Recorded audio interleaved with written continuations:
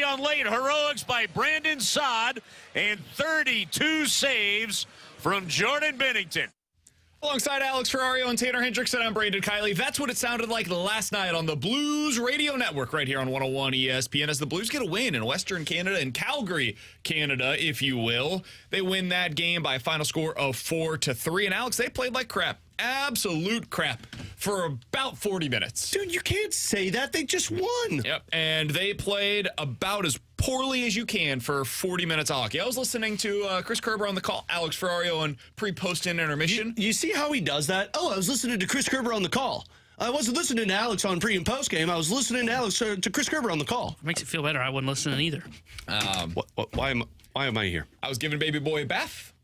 We're listening to the radio broadcast as a part of it. And Curbs, you could tell based on the call how frustrated he was midway through that second period. He wanted nothing to do with that game because they just kept turning the puck over. It felt like every possession, you get it started and it's going the other way. You get it started, it's going the other way. And yet they find a way to get the 2 points. And really, that's all you can ask for right now, man. They're racking up the points, and if you looked at it today, they're like a point out of the playoffs because this Western Conference kind of stinks right now. Kinda. Alex, you have mentioned this a number of times. It feels like the Blues have an on and off switch. Felt that way with Craig Berube. Starting to feel that way once again with Drew Bannister. Not a reflection of him. It's a reflection of the players. And I think when we're talking about the Blues on and off switch, it's really saying, and if I'm getting specific here, hey, your top line has an on and off switch. Because I know what to expect out of the middle six. It's not much, man. Brandon Saad, good game last night. But otherwise, you know that you don't have a championship caliber middle six forwards right now. You know the defensive core is fine. You got a good goalie right now. That's something you can lean on. But really, the Blues win and lose based on their top line performance. And last night, for 2 periods, they stunk. And in the third period, they started to play hockey again. And it really is as simple as that. Yeah, I mean, and first off, I'm really starting to enjoy Drew Bannister because he is about as blunt as you can ask for. And frankly, why wouldn't you be if you're an interim head coach with a team that does decide when they want to play? Last night, they asked him, Matt DeFrank said, did you say anything? And he goes, yeah, but I can't say what I said here because I think it probably got a little aggressive. And then he followed that up with, look, we've got to stop falling asleep in a period and then just deciding when we want to play. He said, when we decide we want to play, we're a good team. And I know he's talking about the roster and he's not going to pinpoint individuals. He was talking about your top line last night. Now, granted, we spent Monday talking about how the Blues are too reliant on that top line and they need other players to step up. I don't think they're capable, though. I think there are certain guys that are capable. I think Jake Neighbors can take his game to another level, and I think he does. I think Brandon Saad can take his game to another level. Last night, he showcased it. I think Braden Shen can. I think your bottom six can't take your game to the other level because you're playing Nathan Walker and Alexei Toropchenko in your top 9. But last night, Saad, there you go. Saad, Sen, and Neighbors, there you go. That line were the best line on the ice. Jordan Kyrou, Robert Thomas, and Pavel Buchnevich had a total of 5 shot attempts in 2 periods of play. And then the third period, they said, okay, let's start it up, boys. And they decided to jump into the hockey. Now, sometimes the other team can shut you down. I cannot say that about the Calgary Flames. The Calgary Flames don't play defense. Hence the Jordan Kyrou goal last night. Go ahead, shoot it. When you've got another line that can step up, then Thomas, Kyrou, and Buchnevich can decide to do things. But that's the part that's frustrating, and that's the part that I think Bannister has talked a lot about. If you just get the effort that they showed in the third period for 2 other periods, the Blues are a clear-cut playoff team. The problem is there are individuals. Last night it was the top line. Other nights it's the Shen line. Other nights it's your defensemen that come in and out of games. And when you're deciding when to play, sure, you came back and beat Calgary last night. But when you're doing that against Vancouver, when you're doing that against LA, when you're doing that against some of these teams that play very well defense and don't allow rush chances, you're not coming back in that game. So it's the roller coasters. It's the 500 hockey team. But, man, if they could just get an effort like they got in the third period for 2 more periods, like Bannister said, I think we're talking about this team being a playoff team. Yeah, it's the inconsistencies in the top line because that that second line, Shen, Neighbors, Saad, those guys are going to float in and out of games because they're not elite players. They're really good players that every team needs to have on a roster. The problem is the top line, and they float in and out of games. And those are the guys that you need to be able to say, here's what we're going to get from our top line tonight. They may not put up any points in the game, but you know what? You're going to get consistent effort. And what I saw last night was, again, back to, like you said, deciding to show up in the third period, because the first and second period they forgot they were the white team. They weren't wearing the black jerseys, and they were turning the puck over, and it led to a goal on one of those opportunities for Calgary. And that's just the kind of thing that can't happen if you're going to be on a top line for the St. Louis Blues. So I think as much as we have talked about it as a team thing, and I think to a certain extent it kind of is, where the team does decide when they want to show up, I think the first line is the one that should be highlighted in bold in that conversation. Exactly, because they're the ones that are going to help you lead you through this rebuild. Like, I feel like I'm always trying to have two different conversations. It's the same thing that we heard from Doug Armstrong, where he said, we're living on two different timelines right now. We're trying to win right now, but we're also trying to build for the future. That's how I feel after I evaluate every game. Where it's like, okay, I'm having two different conversations. We evaluate this game, but we're also really evaluating what the future looks like. And I lean a lot more towards, okay, what does this mean for the future than what does this mean for right now? Because frankly, the right now isn't as interesting to me. The right now is they're a 500 hockey club, and they'll ebb and flow a little above, maybe a little below. And because the Western Conference isn't very good right now and the middle is so soft, I think you might be able to maintain your spot of like being right on the cusp of being a playoff team. I think that's possible for the Blues. But even while you're maintaining that spot, you're also like 7th in the NHL draft order. So it's kind of hard to say you're a good or even great hockey team. I think you're merely fine, and you have a lot of holes on this roster. And I think what we're learning, Alex, this season, we talked a lot early on about Robert Thomas taking his game to the next level. And I think he has. I think he's a legitimate number one center in this league. I don't think he has a top-line winger right now. I think what you're looking at is you have a top-line center, but no top-line wingers with him. I think you have a couple of third-line players that are fine on championship-level teams. Like, I think Brandon Saad is a perfectly capable third-line player on a championship-caliber team. I think Braden Shen at times looks like he can be that guy. I think Jake Neighbors at times looks like he can be that guy. I don't think you really have a second line, though. It's Kyrou and Buchnevich with no second line center right now. And then you've got pieces of a fourth line as well. So you've got this skeleton depth chart that you're working with right now, and you got a lot of guys that are being asked to do more than they're capable of. And so we evaluate the team. We talk about you're too reliant on your top line, and that's true. But the problem is you're too reliant on a top line that isn't capable of being a top line night in and night out. And that's what's required. If Jordan Kyrou is going to be a top line winger, a number one winger in the NHL, you have to be capable of giving the same performance every night. And I don't think he is, man. And that's okay. Like, maybe he's just not going to be an $11 million player. He's an $8 million player. That's what he's paid. And when you look around the league, you look at guys that are paid about $8 million, they score 30 goals a year. That's kind of what you're paying for right now. And if that ends up being what he is, and he's like on pace for 25 goals, so be it. But it's hard for me to sit here and evaluate every game like it is the end of the world when we're talking about a retool, and we're talking about a team that I think has basically met expectations this year. I don't think we should be asking them to be a whole lot more than what they've been, honestly. I think my issue with the team isn't so much about this season, because I'm in the same area that you guys are in. Like, I know this team could be a playoff team, could be drafting in the top 10, because that's just the Western Conference.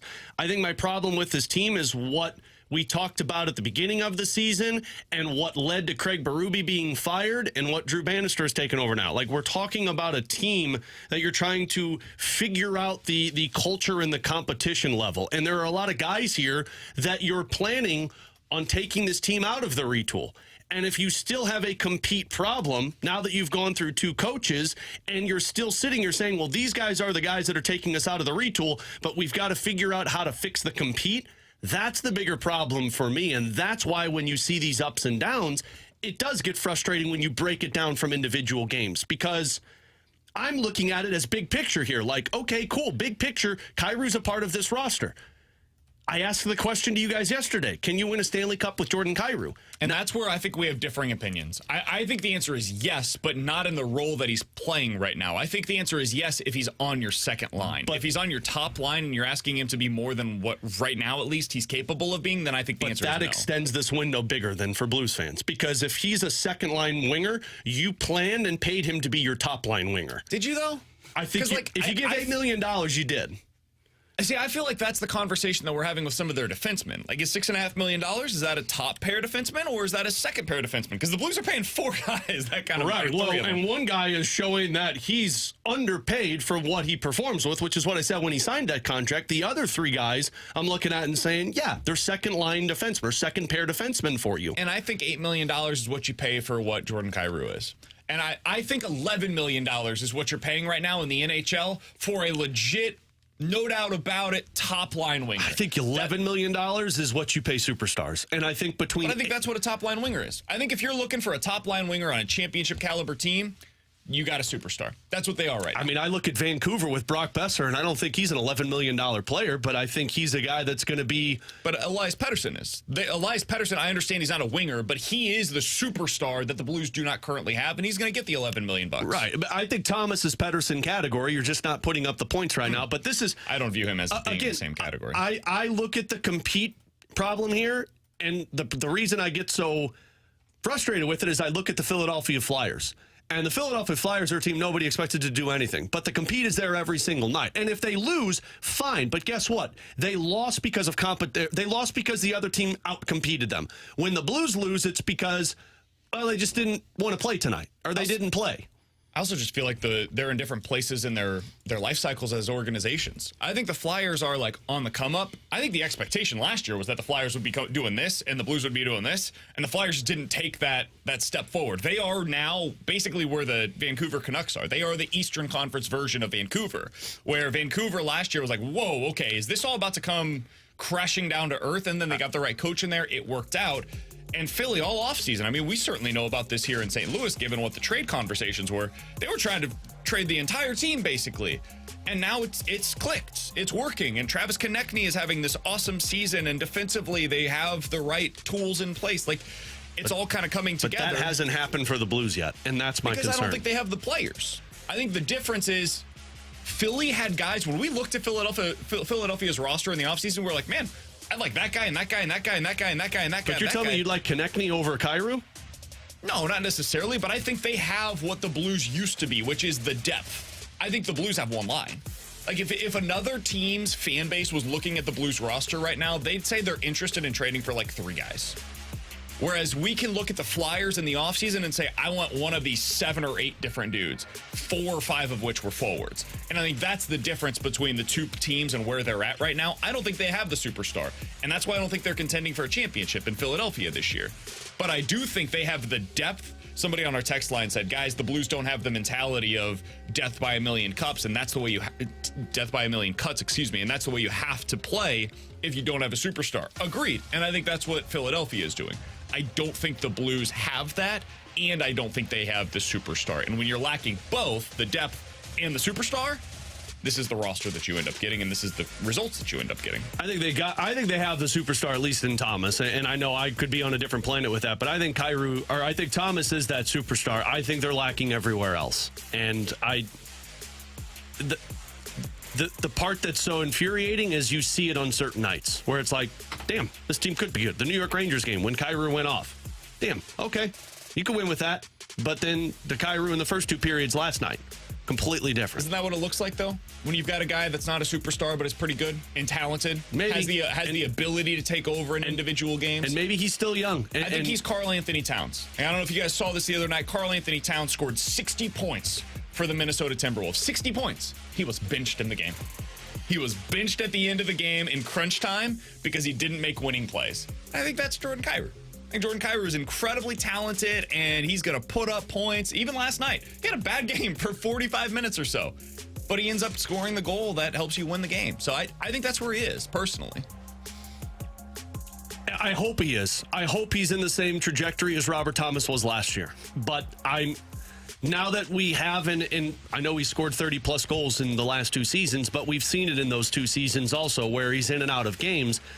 Now that it's the 3rd straight year, I'm starting to get very skeptical of it, and that to me is what's hindering this team on top of a couple of contracts to where they're not you're feeling like you're just in the same spot running in maple syrup than going anywhere. He's Alex Ferrario, that's Tanner Hendrickson, and I'm Brandon Kiley. T-Bone's a little under the weather today, so if he gets if he gets a little testy, just understand. Just go to break, You Oh, there it is. understand that he's a little frustrated. He's got the Dayquil going on in the system. Oh, dude, I had that all last week, T-Bone. Oh, dude, it is a fogged brain. Like when I take Mucinex, there's no telling what I'm going to be saying on the air. And I think T-Bone's in that place right now. Did you take Mucinex today? Yeah. Because what you said earlier was stupid. Go to break, right, T-Bone? Coming up in 15 minutes, we'll get into NFL quick hitters. We've got Mike McKenna joining us in studio coming up at the top of the 12 o'clock hour. But next, Anthony Stalter said something interesting yesterday during the Fast Lane. I want to have our responses to what he asked. We'll get into it next here on 101 ESPN.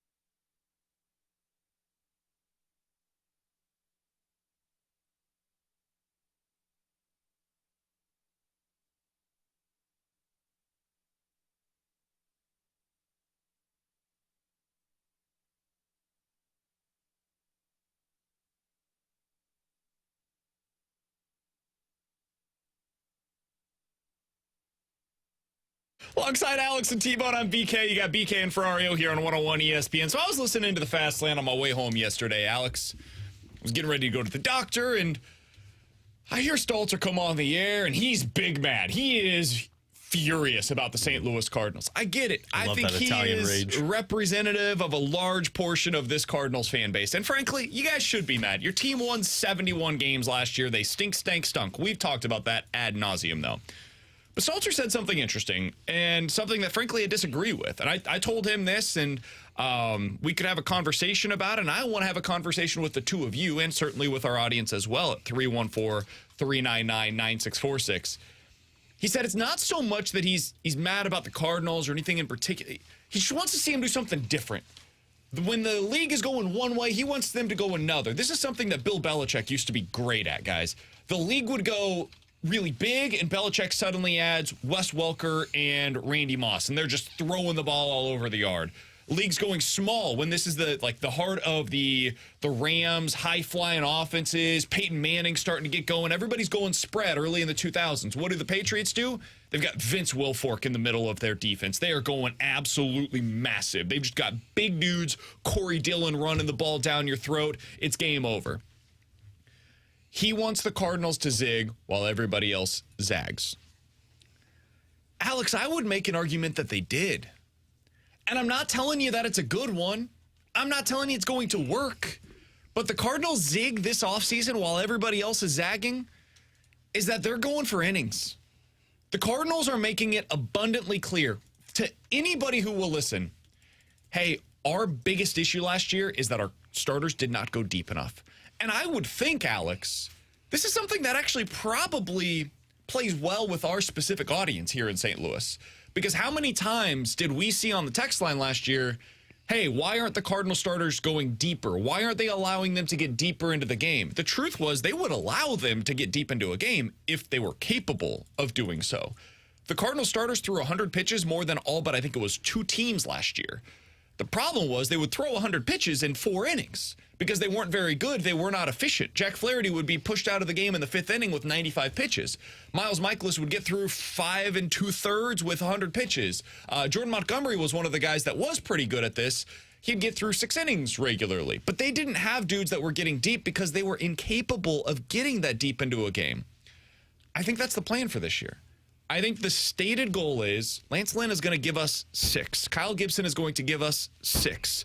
Steven Matz is our 5-inning guy. That's our 5th starter. Last year, you were getting 5th starters that were going 2, 3, maybe 4 innings on a regular basis. Miles Michaelis, his greatest value, even last year, was giving you innings. Sonny Gray, maybe not a guy that's going to give you 200 innings, but the hope is he could give you 160 to 180 this year. So I was listening to it, and all I could think was, man, maybe I'm wrong here. Maybe this is a me problem. I think the Cardinals did zig this offseason while everybody else is zagging. The rest of the league is going shorter, more velocity, more strikeouts, get out of the game in 5 innings, don't touch the 3rd time through the order, all of these different things. And the Cardinals are saying, no. We want innings. We want guys that are going to get deeper into games because that's going to help us get through the regular season with a fresher bullpen, and it will prevent us from having to get to the underbelly of that pen. Am I misreading this, Alex? No, I think you're spot on. The real question is, do you trust it? And I don't, because of the guys you're hoping can give you 6 innings. More than fair. That's where, and I can understand the frustration from coming with Stoltz. Like, we talked about it last week, T-Bone. The identity of this team is very clear. And they're backing that identity with the pitchers they went after. Offense is going to win them baseball games. They expect to put up 5, 6, 7 runs on a nightly basis with the guys that they're putting out there every night. Which, if you're bringing in Lance Lynn and Kyle Gibson to eat a lot of innings for you, you're going to have to put up those amount of runs. Now, Sonny Gray can keep it tight. Miles Michaelis, you hope, can keep it tight. And if Steven Matz stays healthy, he can keep it tight. But the issue is what happens when it combusts. What happens if the offense isn't there for you and you're relying on all of these innings? Well, if the offense isn't hitting for you, or you're finding yourself, you're getting through 6 innings, but you're also giving up 6 or 7 runs with Lance Lynn or Kyle Gibson on there.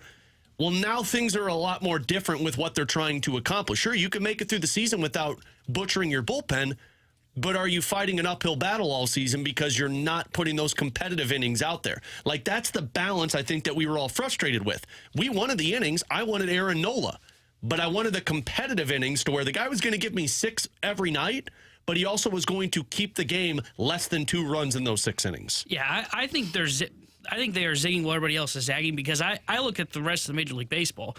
You know how many teams, I just went back and looked at this, had 3 guys in the top 25 in terms of innings pitched last year? Just 2. And it was Toronto and it was Seattle. Everybody else did not go with that approach. Like, we talk about the Atlanta Braves and how great a team they are. They had 1 guy cover 180 innings pitched last year, and that was Spencer Strider. Elder had 174 and Morton had 163 in 30 starts, by the way. So he basically averaged 5 innings a start. I think the Cardinals are going, all of Major League Baseball is going swing and miss, which I do think the Cardinals added more of that to the rotation, which they had to do. But they're going 5 and dive, don't see the 3rd time through the order. And they're also starting to push more towards a 6-man rotation. Look at the LA Dodgers, for example, for that. The Cardinals aren't necessarily doing that. I think they are going more old school because they now have 4 of the top 25 guys in innings pitched, and they do have some swing and miss. Like Lynn's got some. Gray's got the best stuff on the staff. Matz has got some swing and miss stuff as well.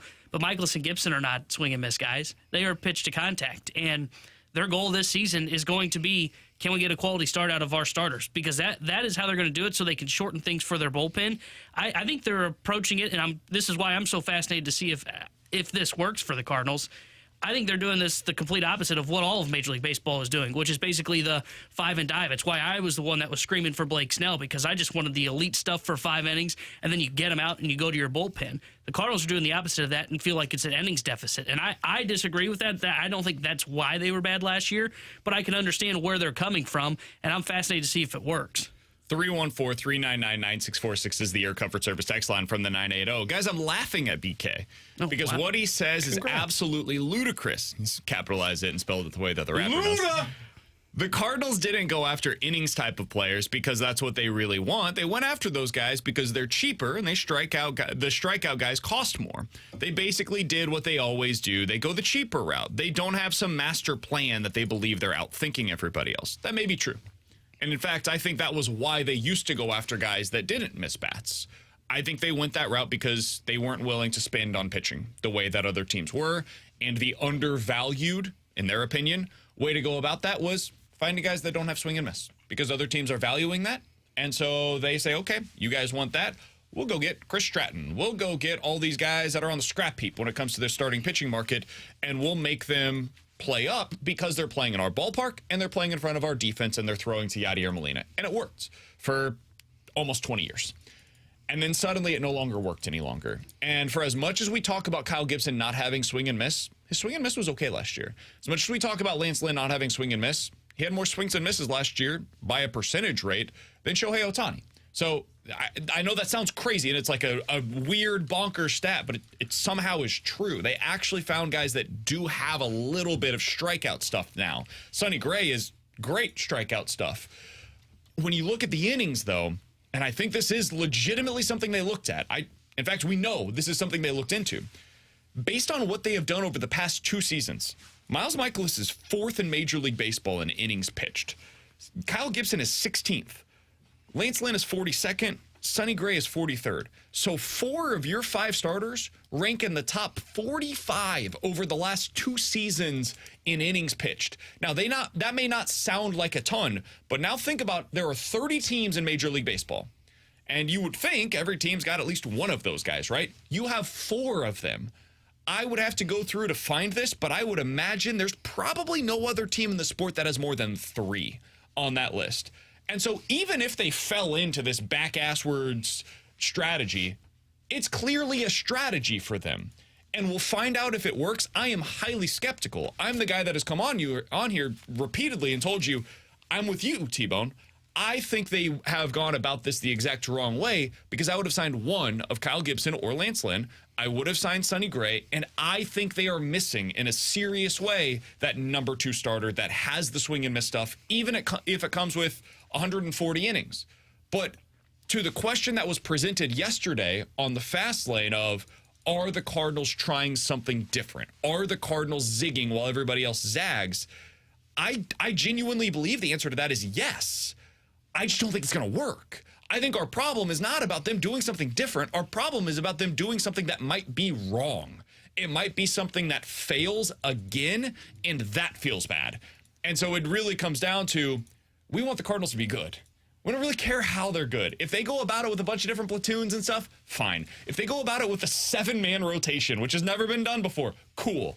I don't care how they win. I care that they win. And right now, Cardinals fans are justifiably skeptical that this team is capable of winning. And I think this inning strategy could work if you had that upside, too, that we're talking about. Because I just mentioned you had 3 teams last year that had top 25 guys in innings pitch. Well, Seattle, who do they have? They have George Kirby and Logan Gilbert. Guys that have legitimate swing and miss stuff, and Luis Castillo as well. Like, that's an awesome 1-2-3 combo.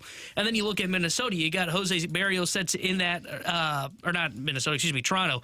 Jose Barrios that's in that conversation, Chris Bassett. Like, those are 1-2s when I think about it. And then I look at what the Cardinal strategy is, and I think, okay, sure, 4 guys that eat innings. But I just see Sonny Gray. That's the guy that is like, hey, that's the number one. Okay, well, now who's the two? Because to me, the rest of it's just number threes that are eating innings in the best case scenario. And the problem is if this does fail, it fails to the point that you can't come back from it. Yeah, because they're not willing to make the big move at the deadline. And they don't have this that is my type biggest of critique. I'm totally with you. They don't have the stuff in the minors that can fill those voids. That's their biggest problem. They built. We talked so much about the backup plans on the offense and the position player side. They built zero backup plan for their pitching. And the backup plan would have been there if you needed a fifth starter. And that's always been my critique is like, you have guys that would be capable of giving you fifth starter stuff, right? You could go back to Matthew Liberatore. It didn't work last year, but that was because you were asking him to be like a number 3 starter at certain points of the season. You could go back to Zach Thompson. I think it would be more than fine if that was the case. You could eventually have TK Roby ready. Maybe Michael McGreevy's ready. Maybe Gordon Graceffo's ready. Like, you've got guys that could reasonably be considered for that role. But instead, you wanted certainty on the back end. And so you pushed down the road the upside for the front end, and it's harder to acquire. That's where you have to give up big-time capital at the deadline for a number 1 or a number 2 starter, and there's just nothing in their history to suggest they're going to do that. And I was the guy all offseason, heading into the offseason, that said, yeah, but Alex, that was last time. This is this time. It'll be different now. They lost 90 games. Yeah, I fell for that before. It was 2013. Guys, it wasn't different. They did the same stuff that they always do because this is the Cardinals. They operate a certain way. They have the Cardinal way. Clearly, they have shown you every reason to believe they're not deviating away from that this offseason. So why would I believe they're going to go out there at the deadline? If they surprise me, great. I would love to be wrong. But why would I believe they're going to go out there at the deadline and acquire a front-end starting pitcher when it's something they quite literally have not done in 20 years? I have no reason to believe it. So I am skeptical of the way they're going about it. The other thing that I'm skeptical about and growing more skeptical by the day is their relief pitching addition that's coming. Guys, yesterday Matt Moore signed a $9 million one-year contract with the LA Angels. I like Matt Moore. I think he's a good pitcher. He was projected to get like $5 million or less by most different places. If that is the current market, the going rate for guys like him, aging veterans that could help you at the 7th inning or so, I don't think the Cardinals are going to add another reliever. No, not one that you're going to care about as a fan. I think if they do, it's going to be right before spring training starts, and they say, "Oh, he's still available. He wants to come play in St. Louis for less than $1 million. Come on down." Yeah, the best odds. Yeah, I mean, he's making a comeback. The odds are that when they make that signing announcement, not only you, the fans, will go, "Who is that?" The three of us in this room will go, "Who is that?" And then we'll have to look into it to understand it more. Coming up in about 15 minutes or so, we'll get into questions and answers. But next, let's dive into some NFL quick hitters, including a power struggle that was won by the general manager in Tennessee. Is this going to pay off for him? We'll talk about it next here on 101 ESPN.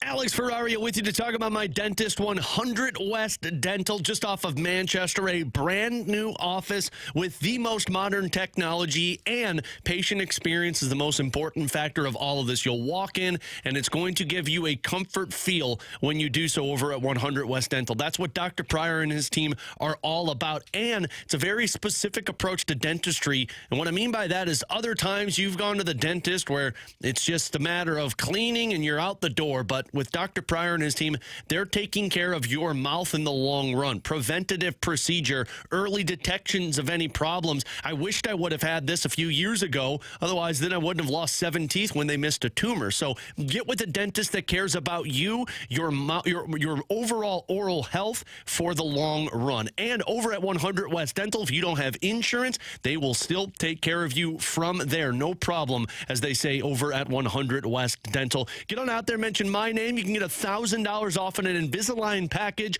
You can book online, 100westdental.com. Get with the best over at 100 West.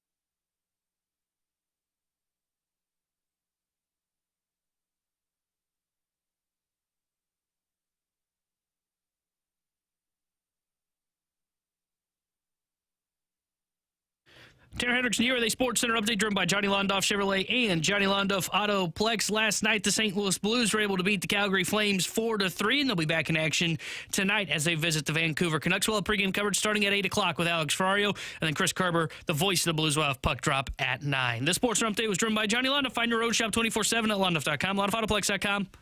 Are you kidding me?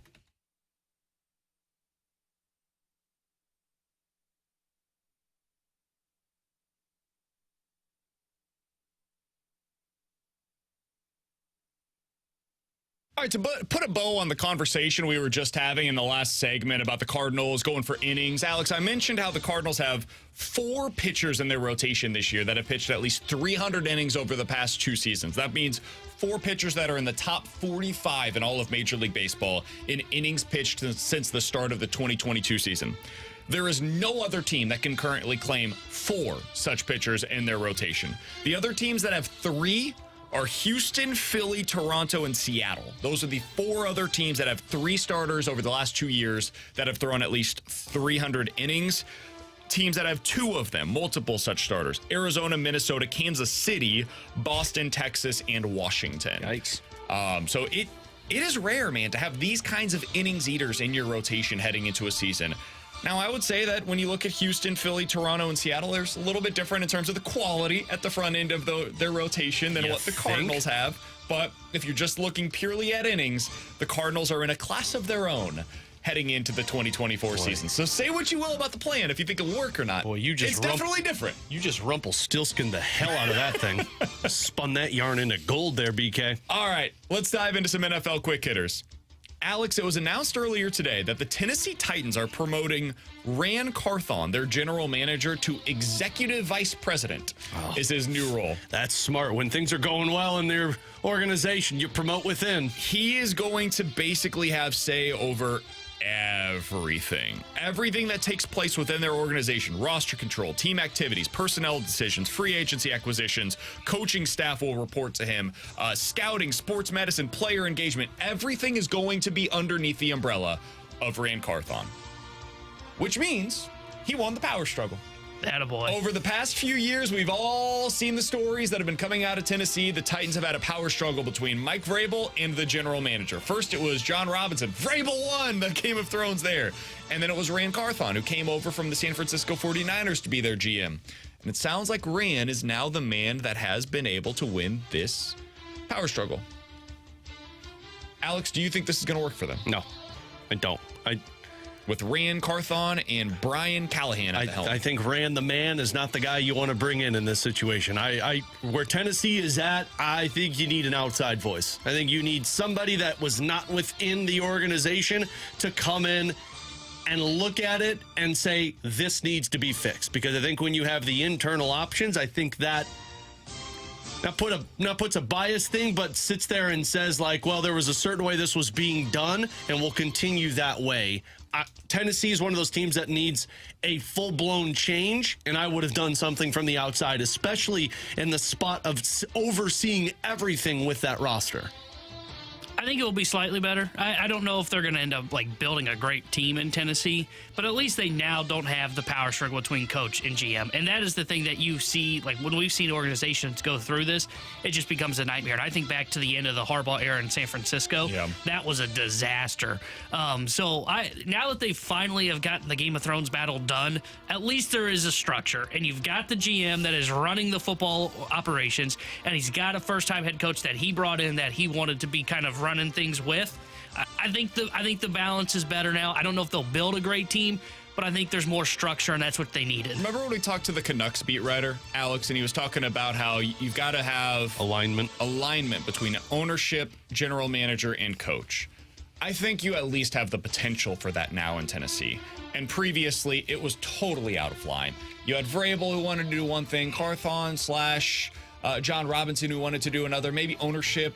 It was in the midst of kind of the changing of the guard ownership-wise there, and maybe they wanted to do something different. You just had differing opinions on seemingly every move that was taking place with Tennessee, whether or not they should continue running it back with Ryan Tannehill and Derrick Henry, and then the A.J. Brown thing happens. And so I do think it has the potential to be something better, but man, they are going through a legitimate rebuild right now, and it is not going to be easy to get out of this unless they get the quarterback right. And then it comes down to Will Levis. All right, next thing up here.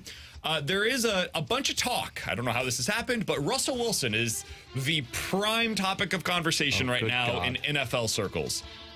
Peter King went on a radio show in Pittsburgh yesterday and said, quote, "I would not rule out Russell Wilson in Pittsburgh. I think Mike Tomlin would like to have a veteran quarterback." Then earlier today over on ESPN.com, Jeremy Fowler wrote, he's a great insider for ESPN, that Russell Wilson could end up with the Las Vegas Raiders as their new quarterback, according to an NFC executive. Alex, do you think that Russell Wilson is going to be a hot commodity this offseason? No. I think he's going to be a commodity. I don't think he's going to be a hot commodity. I actually like the idea of Pittsburgh with Mike Tomlin. I don't know if it's going to work because, frankly, I just don't think Russell Wilson's good anymore. But what does Mike Tomlin want to do? He wants to bring in competition with the quarterbacks that they have. And Pittsburgh's not going anywhere with the quarterbacks that they have. They're not drafting anything anytime soon. So you're going to have to deal with what you can until you either have a bad season or somebody comes available in free agency. I don't mind the idea of Russell Wilson. I don't think it's going to be good. Vegas seems like it would be a disaster. I don't know what they should do, but Antonio Pierce doesn't seem like the type of coach that's going to get the best out of Russell Wilson. So I don't think he's going to be a hot commodity. I think you're going to have a couple of teams that know they're a couple of games above 500, just trying to be a playoff team, and they'll go be aggressive for Russell Wilson, but that'll be it. I think he'll be a hot commodity. He reminds me a lot of what Derek Carr was last year, where Carr got cut by the Raiders, and a lot of teams were like, hey, that was just a bad situation. He can still play. He's a good quarterback. And as we learned this year, no, he's bad.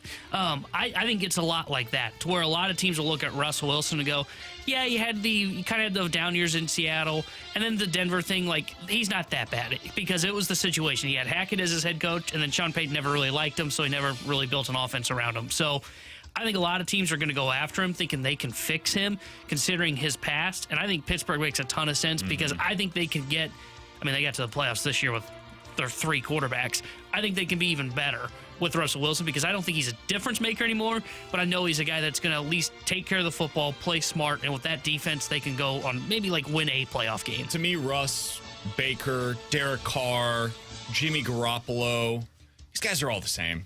You're not winning anything meaningful with them as your quarterback, but at least you have somebody. Like, you know they're capable, and you can evaluate the rest of your talent on your roster with them as the quarterback. It worked out this year for Tampa Bay, right? They were the one that hit the lottery. The other teams that signed last year's poo-poo platter of quarterbacks with Derek Carr and Jimmy Garoppolo, they're looking back saying, oof, that didn't go so well for us. But for the Tampa Bay Buccaneers, it kind of worked. They got a pretty decent year out of Baker Mayfield. They went to the playoffs. They won a playoff game. I think the same could be true for what you're expecting next year out of Russell Wilson, but the ceiling on it is just so incredibly limited. I would rather just go take a quarterback in the first round of this year's draft. There's a bunch of quarterbacks that are super interesting. I would just rather go that path. Alongside Alex and T-Bone, I'm BK. Coming up here in just a little bit, we'll have Mike McKenna, former NHL goalie, in studio with us. I want to ask him about a conversation we were having yesterday, Alex. Goalies don't seem to be overly valued on the trade market. Why is that in Mike McKenna's mind? We'll talk about that with him and get his thoughts on the Blues as well, certainly, coming up in just a little bit. But next, questions and answers here on 101 ESPN.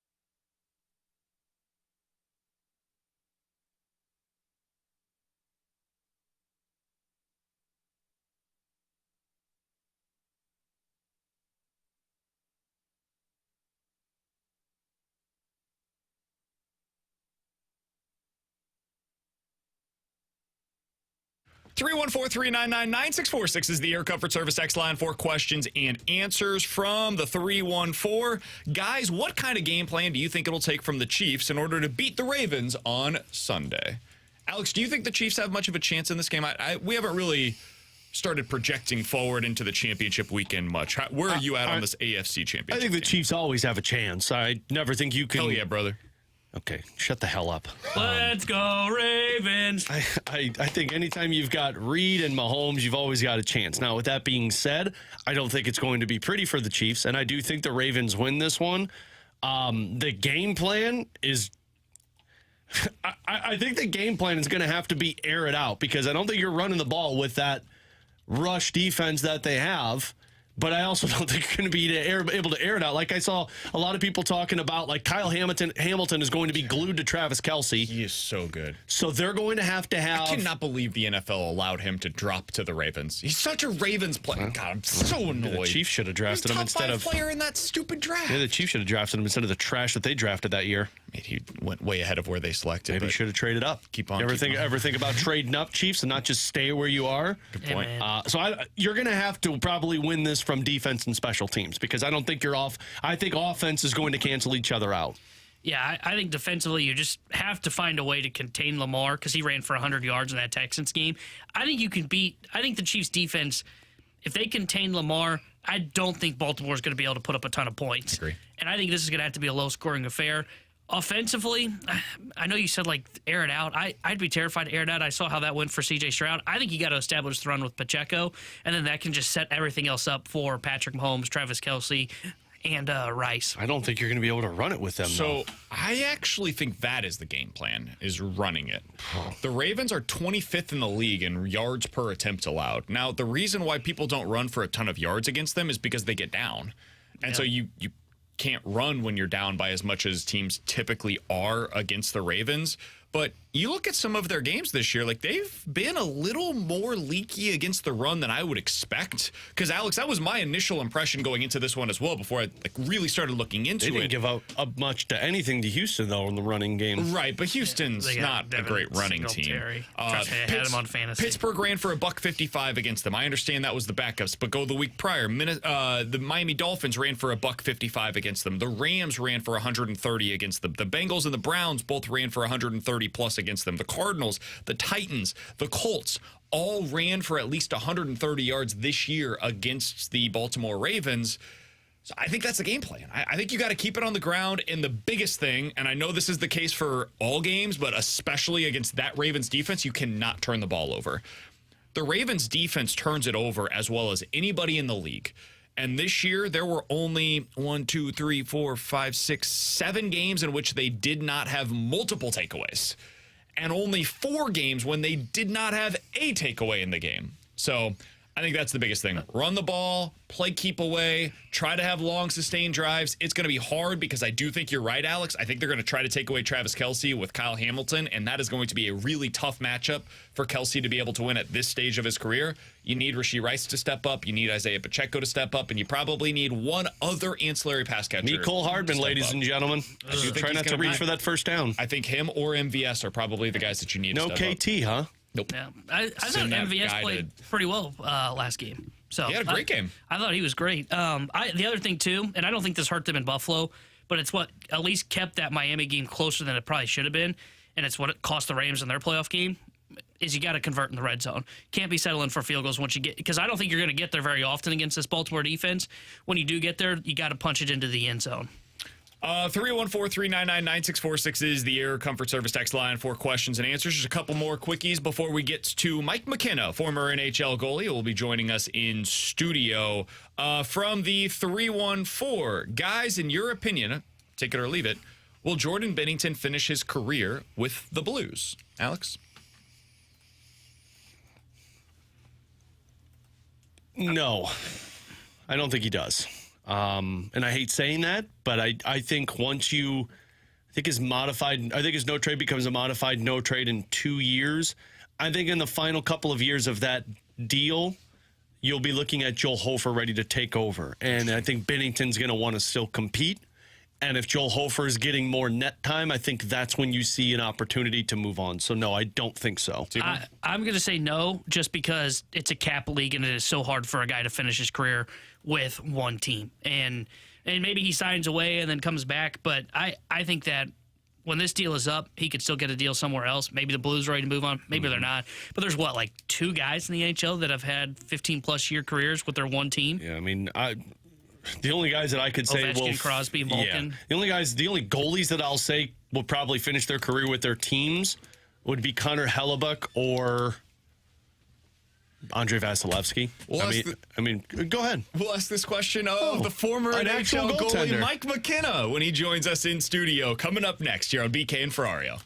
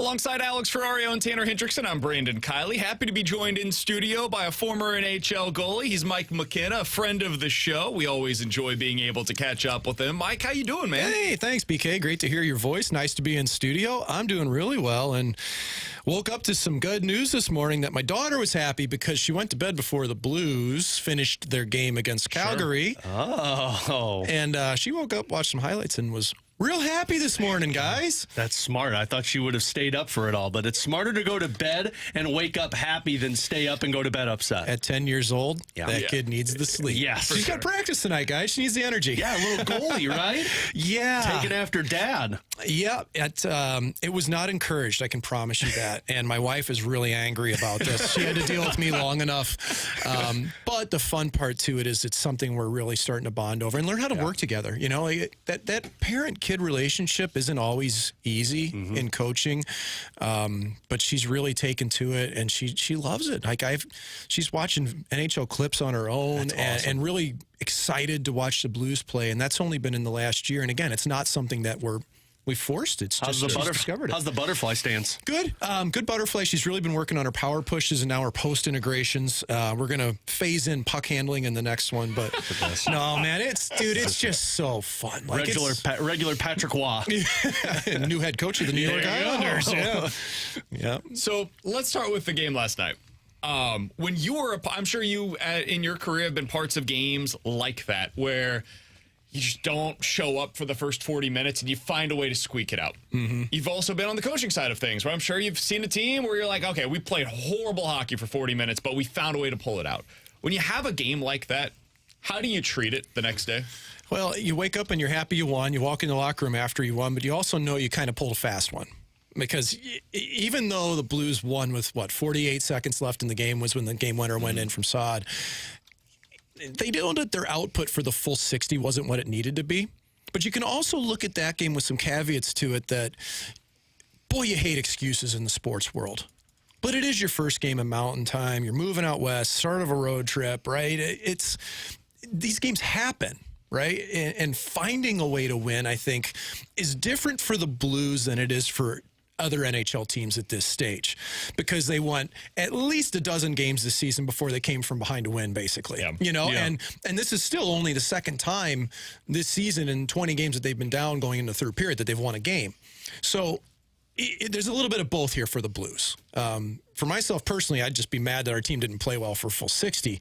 But when you look at big picture, man, they came back, they stayed in the game, even when they got down 3-1.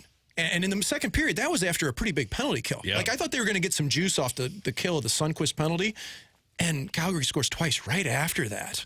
Because that's when Calgary's momentum started, was after their penalty kill, and then it started going for them, and you thought, okay, maybe this will flip back the other direction, and it didn't. And, I mean, Binnington was outstanding. Markstrom made great saves early in the game, too. I mean, I'm watching this from a goalie perspective going, wow, this is pretty loose hockey, but I'm having fun watching the goalies. And then it kind of started to tip towards the Blues, and you could feel like just a little shot of momentum got them going. And it just, whether it was, I mean, I think Schenn, even if he hadn't scored on his breakaway, just having that shorthanded opportunity kind of gave him some life. And when the puck goes in, it changes everything, right? So you've seen, I mean, you've been watching this team all season long. You've been on the call with Kerbs for plenty of them. I've seen you at Enterprise Center, Mike. Do you feel any different about this group under Drew Bannister compared to what they were under Craig Berube? I do, yeah. And man, it's hard to say because Craig Berube he's as good a coach as you're going to find. Right. And I've spoken to this before. It felt like that tenure had run out with this group. The difference I see with Bannister is there does seem to be a little less panic to the team when they get down. The losses don't turn into 5-0. They still turn into 3-1 or 3-2, or they now do have a chance to come back. So I think they have a bit more resilience under him. I think it's been built through structure as well. They are playing, to me, a consistently more direct game. You know, they don't retreat as often. They're moving forward. And do I feel as good about them as a team? Hey, the Blues are still missing the top-end talent to some of the other teams in the league. But when they play hard and when it's consistent through the lineup, they can beat any team. I mean, they knocked off Vancouver less than 3 weeks ago. Who they're facing this evening. That's a top team in the league.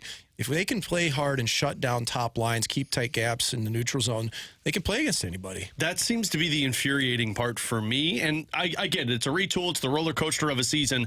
But when you see the team play like they did against Vancouver, when you see the way that the team played against the Vegas Golden Knights earlier this season, and you're thinking, okay, this team, if they do this every single night, you're talking about a team that's pushing for a playoff spot. But you got the first 2 periods last night that felt like, they're probably not as invested in as you think. And then the third period just took off. Is that just what retool teams look like? It can be, until you start to build that consistent culture. And frankly, until you have the talent in place to make that happen. It comes through depth, guys, and that's the hard part for the Blues, I think, is that they've got a lot of really good players. They have a good lineup. It's not a great lineup right now. They can overachieve. You've seen that. But the great teams have that depth scoring and that depth detail, like, and let's, the realistic look for me at this is that had Jacob Vrana and Sammy and Kapanen come in and really put points up, this team would look a lot different, right? And they were both reclamation projects in a lot of ways, right? You're coming off of waivers, and I think Kapanen's done a good job defensively at least, and he's chipped in. But he has 4 goals in 42 games. That's what it comes down to. You've gone from the fourth liner to the top liner. That's right. So there's a lag to every player that we've seen in World Juniors this year that was so good showing up in this lineup.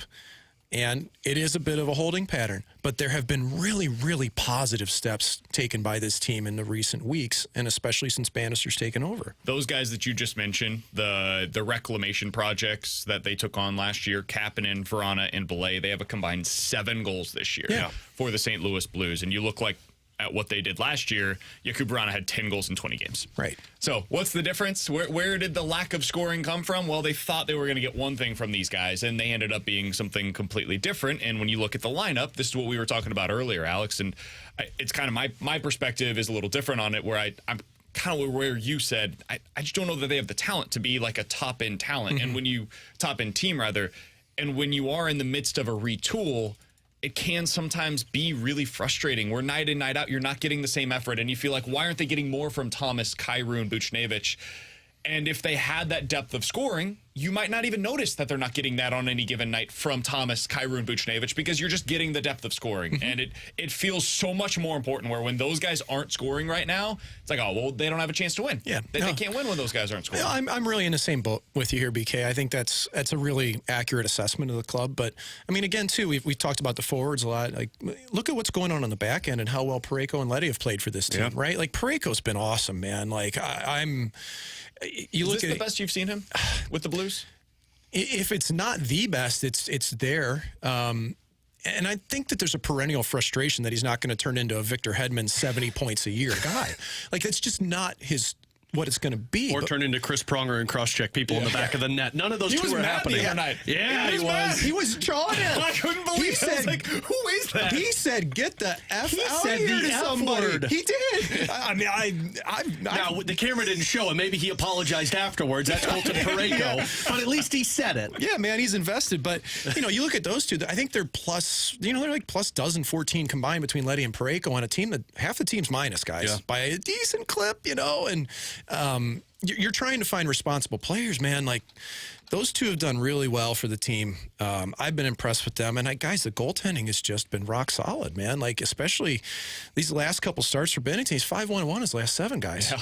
Like, and just patient, letting the puck come to him. He's in the blue paint. He's not chasing the game as often. He's been just mentally laser focused this year. It's been a great step for him. Is that the reason? And I know we're still a little bit away from trade deadline, but once you exit out of that All-Star break, that's when everybody starts talking about it. Is your goaltending the reason why, if you're Doug Armstrong, you say, look, we're only a couple of points out of this. Maybe we're not going to sell, but we're not buying. Let's just stand pat and see what this team can do. I think you need to be smart about this if you're Doug Armstrong. I mean, the team, you wake up this morning and suddenly you're a couple points out of a wild card spot. Blues are probably going to be hovering around that wild card all year long. And, man, it would be amazing for them to be able to make their way in. It's doable. It can happen. You're not going to add pieces to make that happen. You can't buy your way to a playoff appearance when you really don't have the horses. So you've got to be really judicious in what you do if you're Doug Armstrong here. And I think, I mean, are there pieces that can be moved with this lineup that would make a difference, that would result in a good return? Yeah, I think so. I mean, I think, frankly, you know, Kevin Hayes, where does... You know, that's a guy who's got some value on the market, right? Especially what his cap hit would be.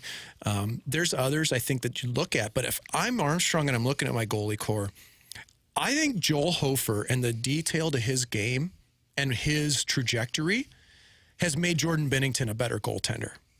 I think that we tend to emulate our goalie partners at times. And Hofer's very in control. He's very crisp in his movements. Past goalie partners for Binnington.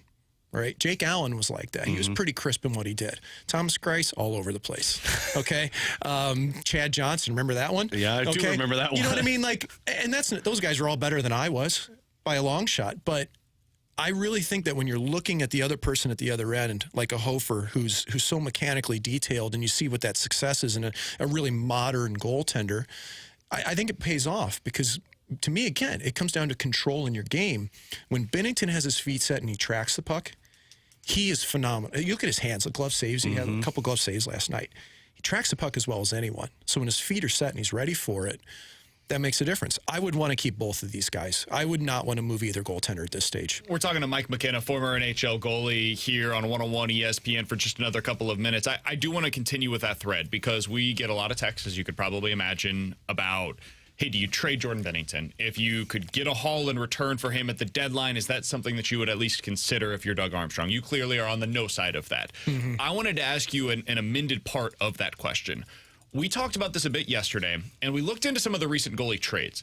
There's not a ton of them, and even when there are, you don't get as much in return as what you'd expect. Why is that? When you think about what it takes to win a Stanley Cup, you need the goalie to perform, and yet teams don't seem to value it on the trade market the way that they do a defenseman or a forward. Why is that? Well, that's because there hasn't been many goaltenders that have come up not within an organization and won a Stanley Cup.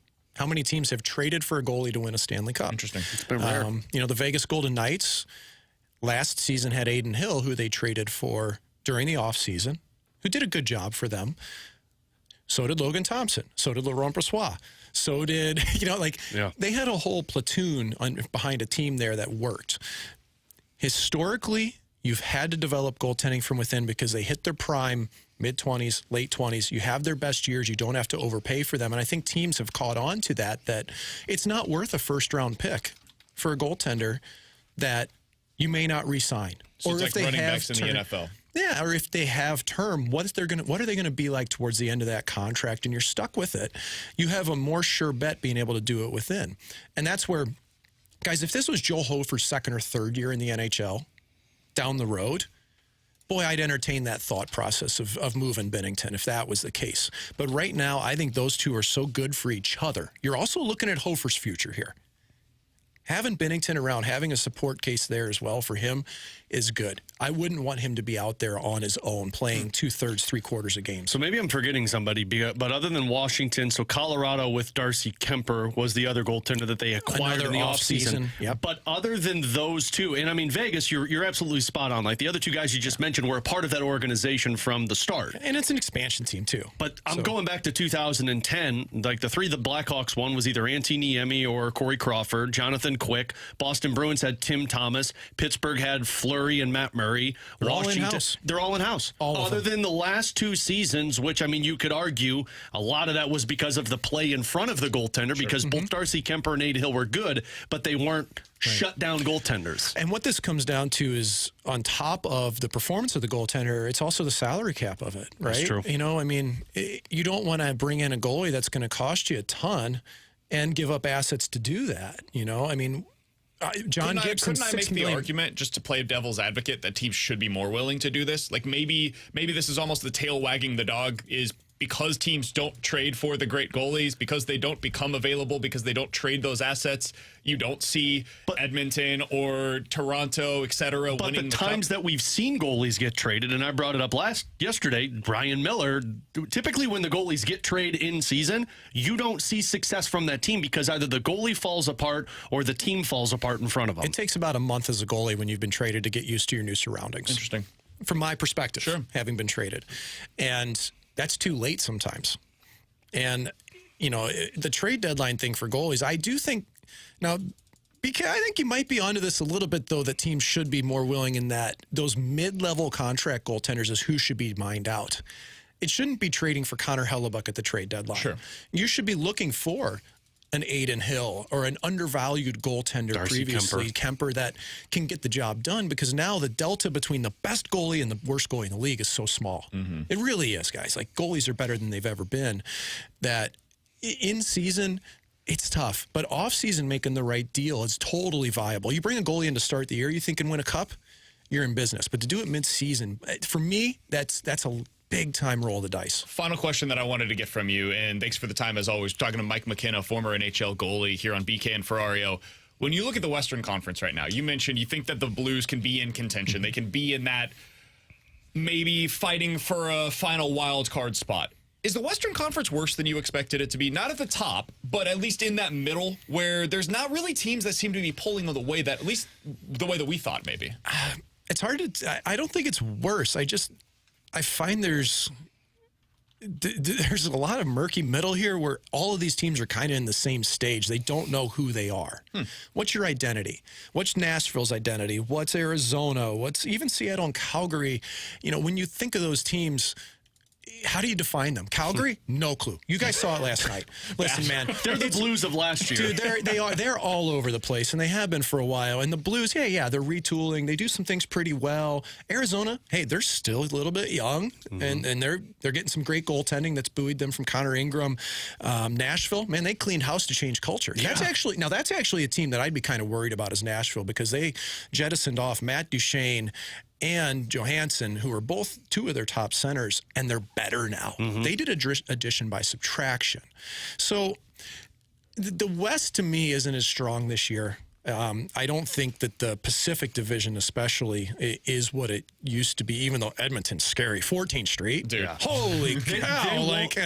Looking at their schedule in January, I don't think they lose again in the month of January. They might not. Yeah. But, I mean, strength of schedule matters. I mean, the Blues just got through a really tough portion I was here and impressed by managed to what they were stay able to afloat. do. Okay, Yeah. so I think the West isn't as strong, but I still think once it doesn't matter, guys. Really, like the top teams are the ones you're really worried about. Yeah. He's Mike McKenna. Always appreciate him hopping in studio with us. Mike, thanks so much for stopping by, man. This has been fantastic. Hey, you guys know I love it. It's great to talk to you. Always to love talking Mike McKenna, hockey. You hear him occasionally on the Blues broadcast with Chris Kerber. Do you have another one coming up? Do you know? Is there any Blues games that we can expect you on soon? Not that I know of, but I do know that our friend Cam Jansen's going to be out for, I think, at least tonight's game in Vancouver. I'm guessing the rest of this road trip. And he did a great job the other night filling in for Joey as well. His energy is second to none, as we all know. That's good old Eureka-born Cam Jansen for you. That's right. Mike McKenna, one of the best in the business. You can follow him on Twitter, by the way, to follow along with everything that he's doing. At Mike McKenna, McKenna 56. That's at Mike McKenna 56. Thanks again, man. Appreciate you hopping on with us today. Coming up next, 314-399-9646 is the Air Comfort Service text line. You give us two scenarios. We'll tell you which one is more likely here on 101 ESPN.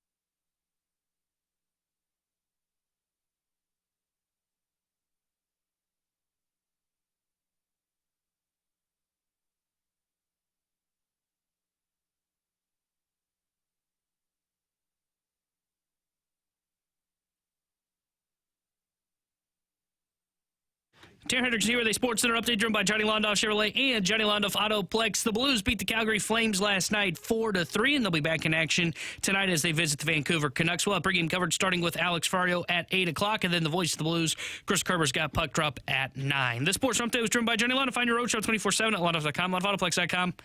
Are you kidding me?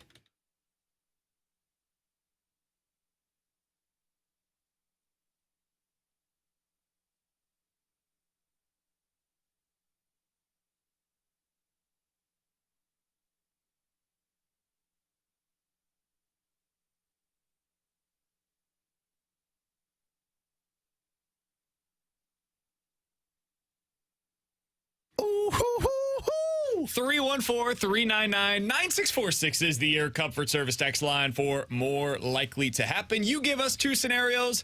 We'll tell you which one's more likely here on BK and Ferrario. Guys, more likely to be representing their respective conference in the Super Bowl, the Chiefs or the Lions?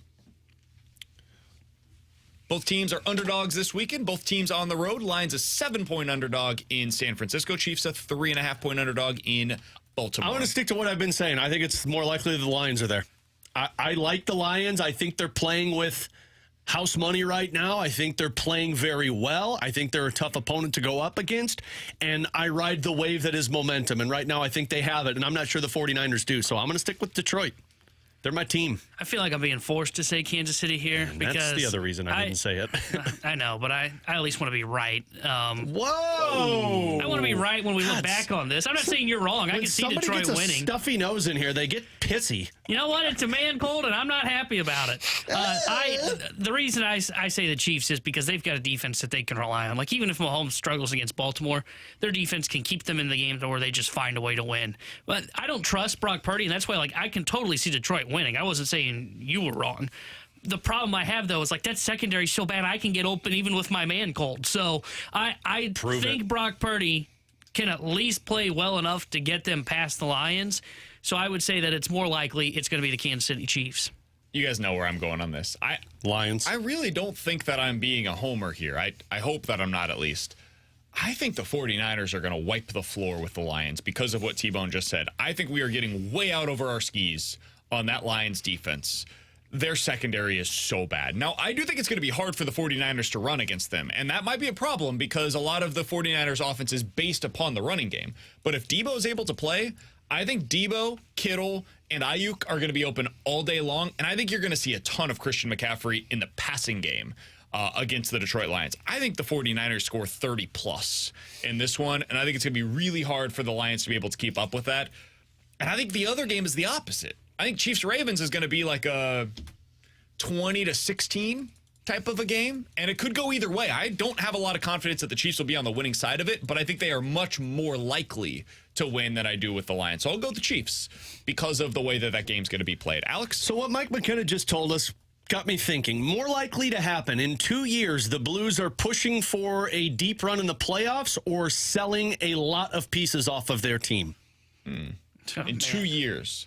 So the 2026. So after next season, we're either talking about this team looking like a deep run could be coming, or they're making big changes like the Nashville Predators A did. really smart man once told me, being optimistic doesn't cost you anything. You're welcome, man.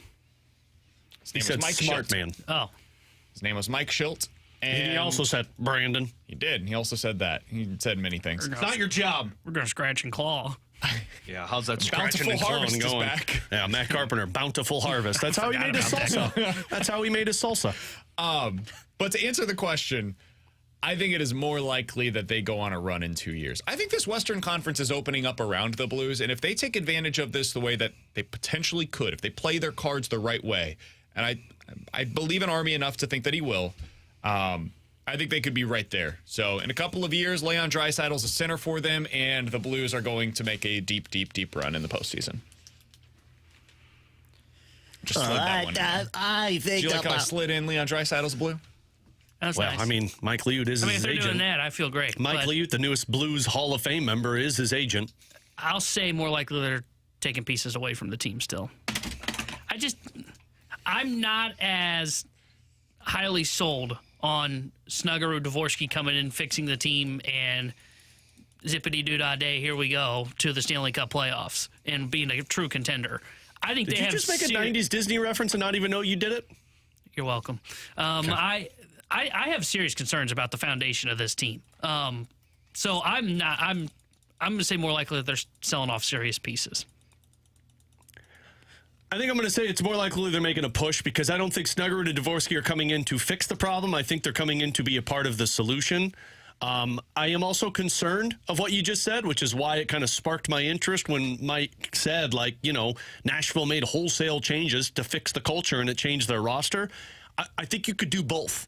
I think if you feel like you've got depth coming in, if there's still a culture problem, you could do both. But in 2 years, I'm going to back my faith in Doug Armstrong and say, I think they're competing for something. Yeah, and I think that's probably the right answer. T-Bone?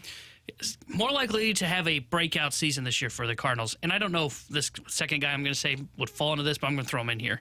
Mason Wynn or Dylan Carlson? More likely they do what? Say that again? Have a breakout year. Mason Wynn. I'd say Dylan Carlson. I don't think you're going to see any offense from Mason Wynn. I think it's going to be all defense with him. And that's why, I would say that is a breakout. If you see him become like a Gold Glove candidate at shortstop. But isn't that the expectation? Isn't the expectation of... But if you have a guy that comes in at, 22 years old? Is that how old he is right now? Yeah, I think 22, 23, whatever it is. And he comes in, he's a borderline Gold Glover at shortstop and hits 230.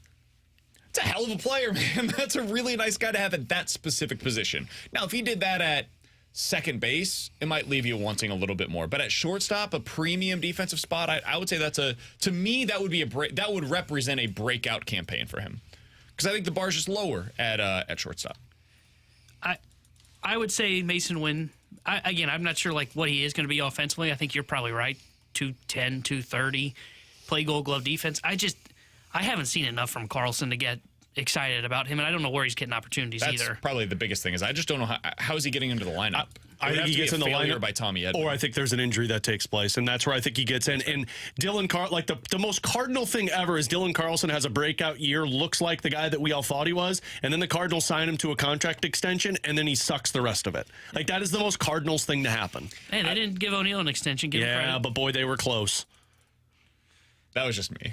No, yours was Bader. Yours was Bader, too. And to be fair, I feel good about that one. He ended up getting the exact amount of money that I said that he probably would. Could you imagine him locked up at 10 years? Oh, well, I didn't say 10 years. I said $10 million per year. I said 5 years, 50. It was 10 by 10. It was a 5-year, $50 million deal, and if they did do that, I think next year would have been the final year of that, and he's making $13 million this year. Yeah, granted. Perfectly fine. Back then he was playing 150 games a year. Now he plays 100. Is he perfectly tomatoes fine? There might have been some stuff that you didn't love about it. You say tomatoes, I say strawberries. It's the same thing. Yeah, but my concern with Carlson is even in that year he did break out, 2021, that full rookie year, he was barely above league average against right-handed pitching. He's just never shown it against righties.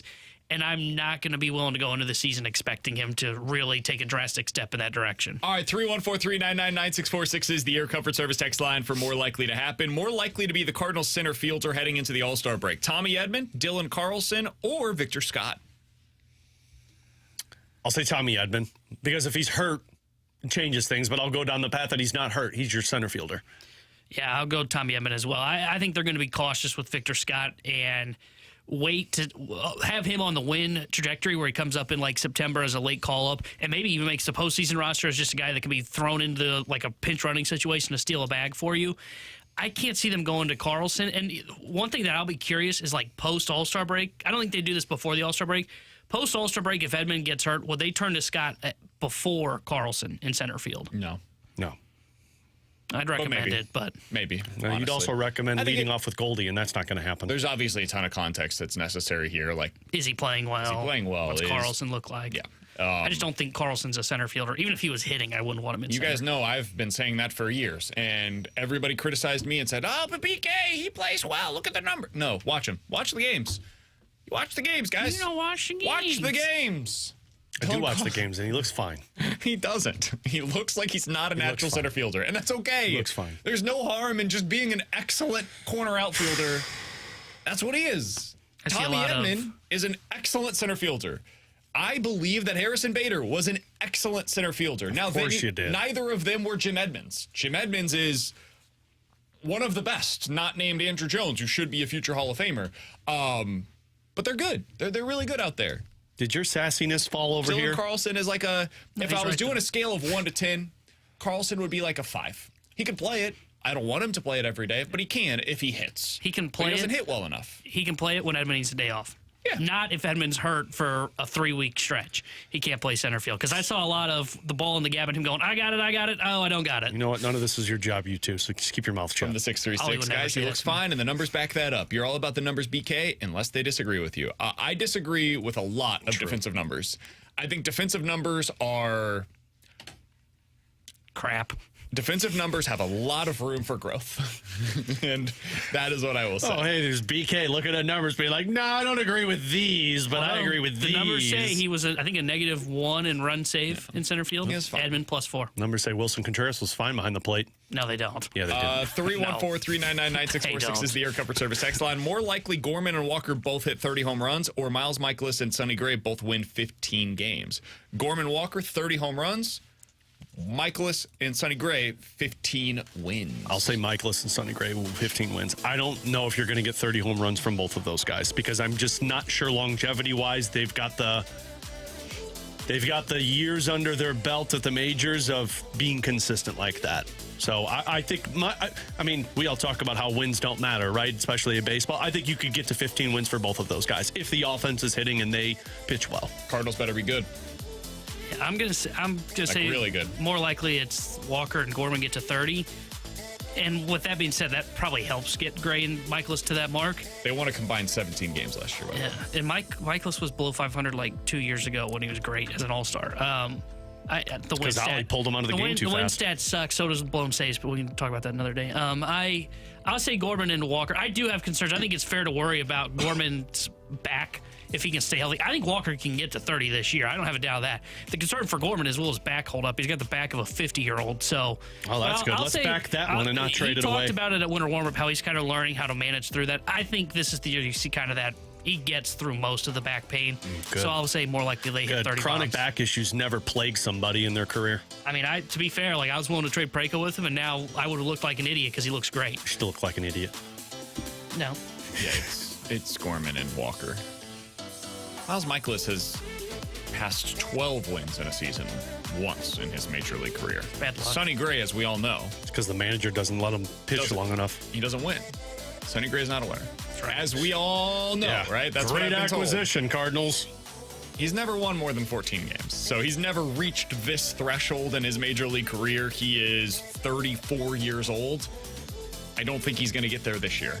And that is not me saying that he's bad. Last year, he had a 2.8 ERA, and he won 8 games. That did not make him a bad pitcher. His team was 8-8, or he was 8-8, rather, when he was on the mound. Well, I'd say last your year. offense sucks if that guy's going to pitch that way and you're not picking up wins. I agree. And that's what the Minnesota Twins were last year. I think your offense is going to be pretty good this season. I think he wins 10 to 12 games, and you're really happy with that.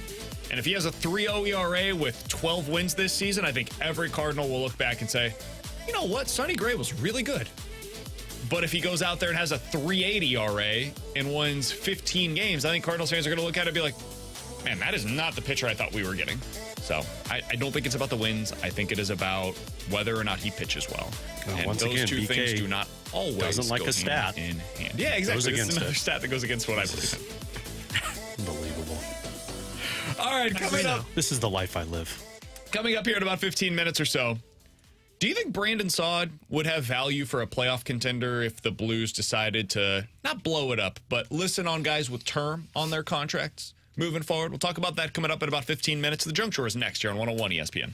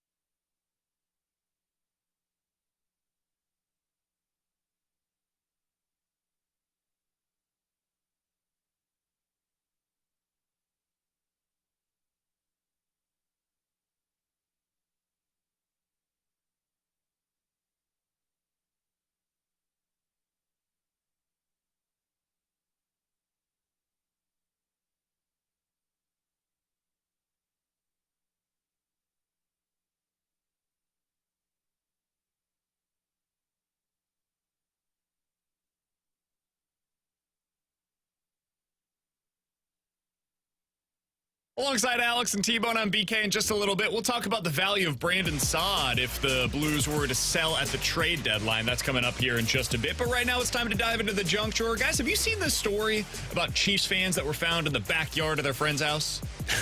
No, we talked about this yesterday. I didn't see the story, but just hearing the conversation was just wild in itself. Have you seen this story, T-Bone? I've not. I know you told us a little bit about it. Okay. So police are looking into the mysterious deaths of 3 Chiefs fans that went home to watch a playoff game against the LA Chargers and never returned. Well, and not a playoff game. I'm reading right now from a story. I went Ron Burgundy. According to NBC News, it was a playoff game against the Chargers. But as we all know, Chargers didn't make the playoffs this year. So it was a regular season game against the LA Chargers, but it was in the month of Do January. some work, man. I'm already questioning this whole story. This is one of those fake stories you guys make fun of me about. The 3 men went to a home in Kansas City on January 7th. They went to watch the game. 2 days later, one of their fiancés went to the home looking for them because he never came back. She called the police. They confirmed there was a body on the back porch. And then as they continued looking around that house, they found 2 other dead bodies in the back of the home. Now, Alex, this was January. It was obviously incredibly cold out there. And they died, apparently, because of the cold. They literally froze to death in the backyard. Now, this is the part of it that I don't understand. There were, quote, no obvious signs of foul play seen at or near where the men were found, and no arrests have been made in relation to this. This is Unsolved Mysteries. This is the stuff I hate, man. Oh, I love this stuff. You like this? Oh, I love this stuff. You're like my wife. My wife hates watching Unsolved Mysteries with me because she's like, I want to know what happened. I'm like, the whole point of the damn show is it's an unsolved mystery. I need to know what happened to these individuals. Have they done an autopsy yet? I have not seen any update in that regard. Because first thing I wonder is, were there drugs involved? Yeah, sure. Like, that's the first thing you think of. Right? Or Like alcohol. they fell asleep outside and then they were in a frozen slumber for the next 4 days. And you gotta be real lit if you're falling asleep in that cold. I mean, there's got to be some kind of foul play here, right? Yeah, you don't want to know where my twisted mind goes. These 3 guys were murdered somehow, and then they were placed this in the weird backyard. serial killer had like a dinner with them outside and just placed them at chairs and made it look like it was natural causes. I need more information on this story. Like I need oxygen. Like it is at that level. like for they me. need oxygen, right? Yeah. They needed oxygen and warmth. Yeah, no, I'm okay if it's, Man, I love these kind of stories. I think this is great. These guys weren't old. They were your age, Alex. Whoa, don't throw that at 36, me. 37, and I 38 know. years old. 36? No? Jesus, man. 33. Well, you're close. You'll be there sooner or later. Death is around the corner for me, I know. They say that this is not being investigated as a homicide, and there's no suspicion of foul play, and they don't suspect that there was anything that took place here. The texter brings up a great point. My first question is, how the hell did it take the wife 2 days to go find them? Fair question. Also fair, and she's one of the suspects in my mind. Yeah, she's the one that probably did it and put them in chairs outside and let them freeze. In my mind, allegedly, all of the disclaimers here, so that way we don't get sued or anything, because I don't know the woman, but I would be suspicious. I would have follow-up questions. Primary suspect number 1. Like, Alex, if you went to, let's say you and T-Bone came over to my place. That would never It would happen. never happen, but let's Different say it did. scenario. We're watching know a where it is. Blues playoff game, which also won't exist, but, in this scenario, the Blues made the playoffs. Whoa, Western Conference sucks. They'll probably make the playoffs. Maybe. You guys come over, and we watch the playoff game together. 11 o'clock, we've had some drinks. We go sit outside, smoke some cigars together, right? That would I'm sure never that's happen. Something on T-Bo's radar. That would never happen. oh, I'd do it. And in this scenario, the playoffs are actually played in January instead of, May or June. What kind of weird world are you putting together right now? Just, we don't have a team here. We don't have a team that all of us are rooting for. Mizzou makes the college football playoff. This is a better way to go about it. And we're watching the game together at my place, right? Out then. January. Same thing as It's like 60 what happened degrees here. in January at the college football playoffs. Whatever. And you don't go home for 2 days. Oh, yeah. If I don't come home that night, my wife is probably calling the police. Like, his mom is calling the police. True. If he doesn't show up for the next 2 days at his apartment. T-Bone's probably right. She's not. I can damn well tell you that my wife is calling the police. My wife's texting me while I'm there, and if I'm not responding, she's getting concerned. Maybe she was out of town. I need answers. Yeah. Maybe she was out of town. This will be a Netflix documentary. You know that, right? This will be a documentary very, very soon. I love these types of unsolved mysteries. Alien abduction would be the other one I'd think of. Somebody said they were probably drinking around the fire pit, passed out, and then froze to death. There's a big leap between drinking around the fire pit, passed out, dead. You know what happens? When you pass out, you wake up a couple of hours later, especially if I'm out in the frigid cold. I mean, I guess maybe they were legitimately blacked out. You don't black out for 2 days. Well, no, if you're out there for... But it's going to take you a long time to freeze to where you die. You guys are missing a lot of the story. The guy who owns the house didn't answer anyone's calls for 2 days, ignored everyone, and apparently didn't know they were dead out back. Okay. He just moved out of the house as well. All right. Primary suspect number 2. Here we go. Yeah, there's another guy. This is... Now let's try and solve this together. All allegedly, the wife and the homeowner knew each other behind the husband's back, and it was a dual op thing. So that they could live together in bliss. Interesting. Man, I watch way too many crime stuff. Busted a window, yelled, this is from a different story, and announced her presence, and while she's inside, said nothing to him. Then the cops come 10 minutes later, and he comes out nonchalant in his boxers and with an empty wine glass in hand. Nothing is adding up. This guy's partying. Someone said Mima wouldn't stop like Liam Neeson until she finds Tanner. Yeah, this dude that lives there should go to jail. This guy should go to jail. Allegedly. No. No. We need proof, man. They're all hanging out since after the game on Sunday. He knew people were looking for them. He read messages of people searching for him on Tuesday. It's interesting how they quickly just said no foul play. I just want the cause. So there's 4 dudes here. 3 are dead, and 1 guy that lives there that's alive. That wouldn't answer your calls and then moved out after. Okay. Yeah. All right. Yeah. I'd like to have a couple of conversations with him, if that's okay. Kansas City Chiefs fan was asleep on the couch for 2 days while friends lay dead in his backyard. How? According to his lawyer. How? That has got to be shrooms. Yeah, I was going to say, there's drugs then. There's drugs involved. Allegedly. At the time, it was -2 degrees. Okay. Also, why are you going outside to have some beers in -2 degrees? Sitting around the fire at -2 degrees is not a good idea. They just wanted to experience what it was like to be at that football game. You could have gone. It was like $5 to go. True. Yeah, there's some wild stuff going on out in KC. Well, that we always knew. Yeah. We'll give you updates as we get them. Here on BK and Ferrario. This is a news. We're like, we should turn into a crime podcast. Oh, dude, we watched a documentary last night. It was An American Nightmare, I think is what it's called, on Netflix. Mm-hmm. I'm not going to spoil it for you, but if you liked the movie Gone Girl, you should watch this. No, that is a good I won't spoil it for you, but it was a nightmare in America. Coming up next, would Brandon Saad have any value for a playoff contender? Let's talk about it here on 101 ESPN.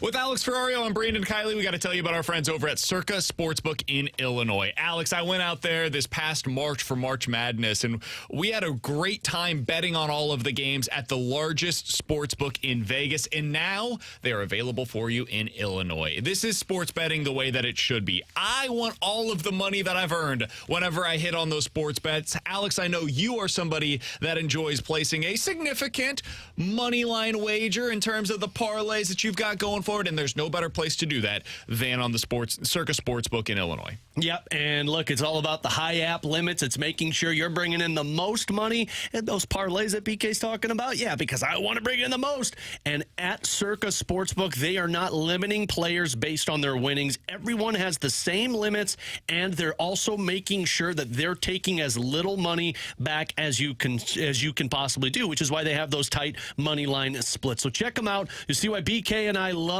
Circa Sportsbook app in Illinois. You'll also get that customer service. The team that runs Circa Sportsbook in Vegas runs the app. So check them out. If you or someone you may know have a problem with gambling, call 1-800-GAMBLER or text ILGAMB to 833-234.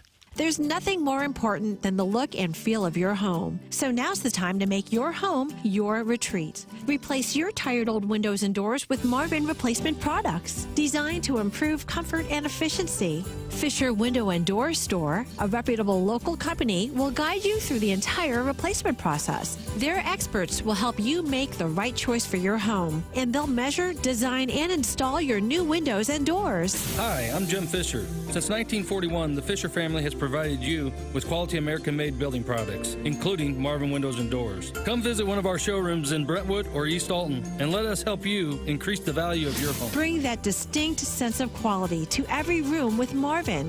Visit Fisher Window and Doors' huge, newly remodeled showroom in Brentwood, or Fisher Lumber in East Alton, Illinois. Quality and comfort starts at Fisher Window and Door. Online at fisherwindow.com.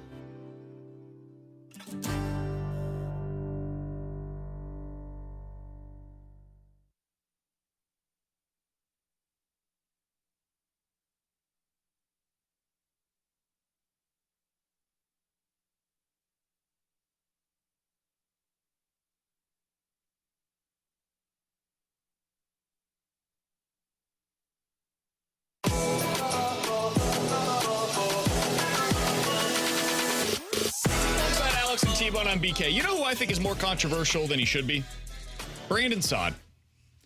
Because Brandon Saad, in my opinion, has been exactly what the Blues signed him to be, Alex. When you look at what he's produced so far, season 1, 24 goals, 50 points. Season 2, in 7 fewer games, 19 goals, 37 points. So far this season, he is on pace for 24 goals and 38 points. That's pretty much what the Blues thought Brandon Saad was going to be. And last night, had a really nice game. If not for Brandon Saad, you don't win that one out in Calgary. Puts in 2 goals. That is the player that he was supposed to be. And yet, Alex, when I went over to The Athletic the other day, they were talking about players that could potentially be traded. And Eric Duhatschek, who I think does a really good job, generally speaking, for them, he had a Who Says No piece, and fans sent him trade proposals. And one of those proposals included Brandon Saad in a deal, I believe it was to Pittsburgh. And it wasn't a significant trade going either direction, but it was Brandon Saad to Pittsburgh was the genesis of it. And he said, I don't think Brandon Saad would be interesting to really any team in the NHL because he is underwhelmed relative to expectations and his contract. Alex, this is the question that I wanted to ask you. Brandon Saad has 2 more years after this season left on his deal. He's at $4.5 million. Now, important note, Brandon Saad has a full no-trade clause, and if he doesn't want to move, he doesn't have to be traded. But if the Blues decided to sell as they get closer to the deadline, and we're about 6 weeks away right now, do you think he has value on the trade market? Yeah, I would almost guarantee there's value on the trade market, but there's a couple of other scenarios that come into play. Does he want to go there, and are the Blues willing to eat some money? And I don't think the Blues would be willing to eat money because you're eating 50% of his salary for now and the next 2 years. And Doug's not going to pay for that player to go play somewhere else unless you're getting a better player in return. And I don't It's only $2 million, though. Yeah, but we know how Doug works, and that's $2 million you're paying to play elsewhere. And can he do it for an unrestricted free agent? Absolutely. But I don't think he's going to do it for 2 more years to where Brandon Saad is fine on this team. So I do think there would be intrigue. The only scenario that I could see Brandon Saad being traded is if you bring somebody in that matches the window that you feel like your team is in. And if not, then I think you're just sticking with Brandon Saad. I don't think it's a bad thing. I think the problem right now is the same problem we've talked about with a lot of these guys. When you signed Brandon Saad, he was a third line winger for you. You were bringing him in for depth scoring. And since the team has made their transitions and they've moved away from some players, now he's become one of your primary goal scorers. And that's just not the role he's meant for. So I think that's probably why there's so much heat on Brandon Saad. I find myself doing it at times. But he's also in a position that this team's retool is now focusing on him to be a key cog in it rather than just being a complementary piece. So I'm sure there are teams that would be interested in him. But for the scenario that I just painted, I don't see the Blues trading him because they're not eating salary. And even if you eat some of that salary, I don't think you're bringing anything that warrants you to make that trade. That's kind of where I am, is I think you'd have to eat some money for a deal to get done with Brandon Saad. And I don't think the Blues want to do that. I don't think they want to eat any money, even though, I don't expect them to be a cap team next year when the cap does go up, because why would ownership want to spend to the cap for a team that's in the middle of a retool? It doesn't make sense. But I think Saad's been fine. And I think the frustration for him this year, and I'm totally with Alex, I get caught up in it too, is because the expectation for the Blues, at least what they said publicly, was, hey, we want to be a playoff team. Okay, well, if you want to be a playoff team, you need more from Brandon Saad, but that's not really what Brandon Saad is suited for. He should be a third-line guy that does float in and out of games that maybe you don't notice for a week stretch, but it doesn't kill you because he's on the third line. And the problem with this team is he's on the second line. He's supposed to be your fourth best goal scorer. Mm-hmm. And when he goes through those floating in and out of games there for a stretch, like a 5-game stretch where he just doesn't do much offensively, it becomes very noticeable. So would somebody like him? Yeah, and honestly, I don't think his contract's a bad contract, but I don't know if somebody's going to trade for him with 2 more years of control without some money being eaten. Yeah, like when he was in Colorado, that was the perfect role for him. He could float in and out of games because you had the main guys that took care of business, and Saad would step up when you needed him to. And this is why I think if I'm in a contender, he's exactly the kind of player that I'm looking for. Yeah. I need somebody that can be a 20 to 25 goal scorer for me if I'm a team that is looking for middle 6 forwards. And this is why if I'm Doug Armstrong, I'm doing exactly what Alex said, especially because of what T-Bone mentioned. If you're not going to be a cap-compliant team the next couple of seasons, and we'll see, we don't know exactly what their plans are, but if you're not going to spend to the cap next year, well then, man, what better use of your resources than to spend a little bit, like $2.5 million on Brandon Saad to play elsewhere if that gets you a better return on your investment? I think what the Blues will probably do is push all of these decisions that we're talking about to the offseason. I think that's the most likely outcome is they say, you know what? And I believe he's got a modified no trade in the offseason. I think it continues to be a no trade, if I'm not mistaken. Yeah, it's no trade until the 2025 season. You've got 1 more year after this year of the full no trade and then a modified 12-team no trade clause afterwards. But I think with Brandon Saad, with Pavel Buchnevich, with Kevin Hayes, I think all of these guys are players that become really interesting to other teams in the offseason, and that's when you can more easily replace them internally with either free agents, trade candidates, whatever. But as you get closer to the deadline, if you do get calls on these players and you're roughly where you're at right now, guys, none of us think that the Blues are actually doing anything of significance in the playoffs. I think all of us, if we had our honest answer, would say they're probably not getting into the playoffs as currently assembled. And so if you can get a 3rd-round pick for Brandon Saad, maybe a 2nd-round pick because you're eating half of his salary for the next 2 seasons, I think that might be worth it for the Blues. And if you're one of these teams that is up against the cap, and you can have Brandon Saad, a 20 to 25 goal scorer, at $2.2 million for each of the next 2 seasons. Dude, that is a really valuable commodity to have. You're not getting that on the free agent market. You're not finding that via the trade route this offseason. The only place that you can really find it is via the Blues and via Brandon Saad. Yeah, I think if you're doing that, it's kind of like the Jakub Vrana trade that the Blues pulled off, where a team looks at it and is like, well, we'll take the value on this. Now, I know that was more of a low-risk, high-reward thing with Jakub Vrana, and you know what you're getting in Brandon Saad.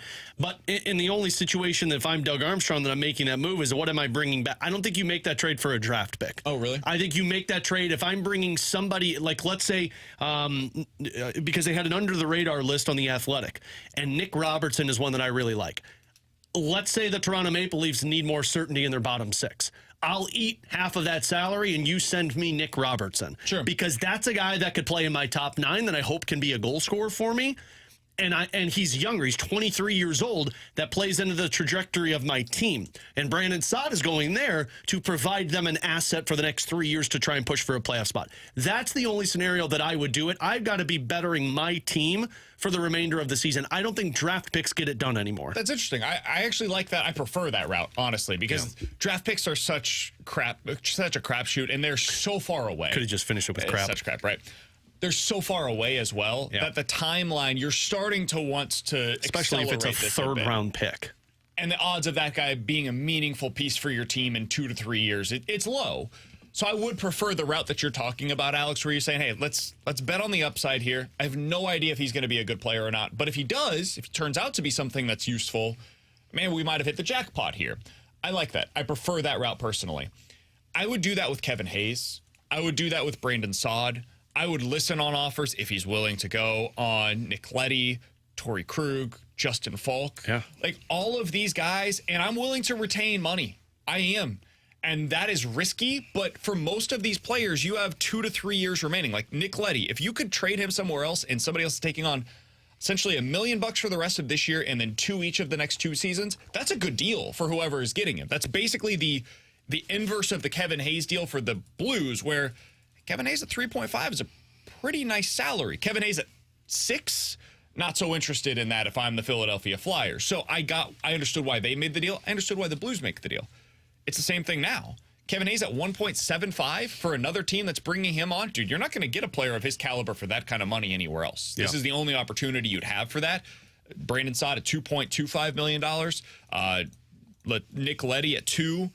Torrey Krug at 3.5. Same thing for Justin Falk. These are guys that if you were to deal them, yes, you're having to maintain some salary, but you could get a better player because you are willing to eat some of that money. And if you're not planning to really compete on a super high level, it's not the biggest deal in the world if you're retaining salary for 2 or 3 of these guys. Yeah, and that's why if I'm Doug Armstrong now, I'll eat salary. I'm not going to eat salary for Falk and Krug because although you are opening up cap space, you're also spending, I think, for the next 4 years. And that might be a little bit more difficult to swallow than a Nick Leddy or a Brandon Saad, where, that's 2 years that you're paying for those guys.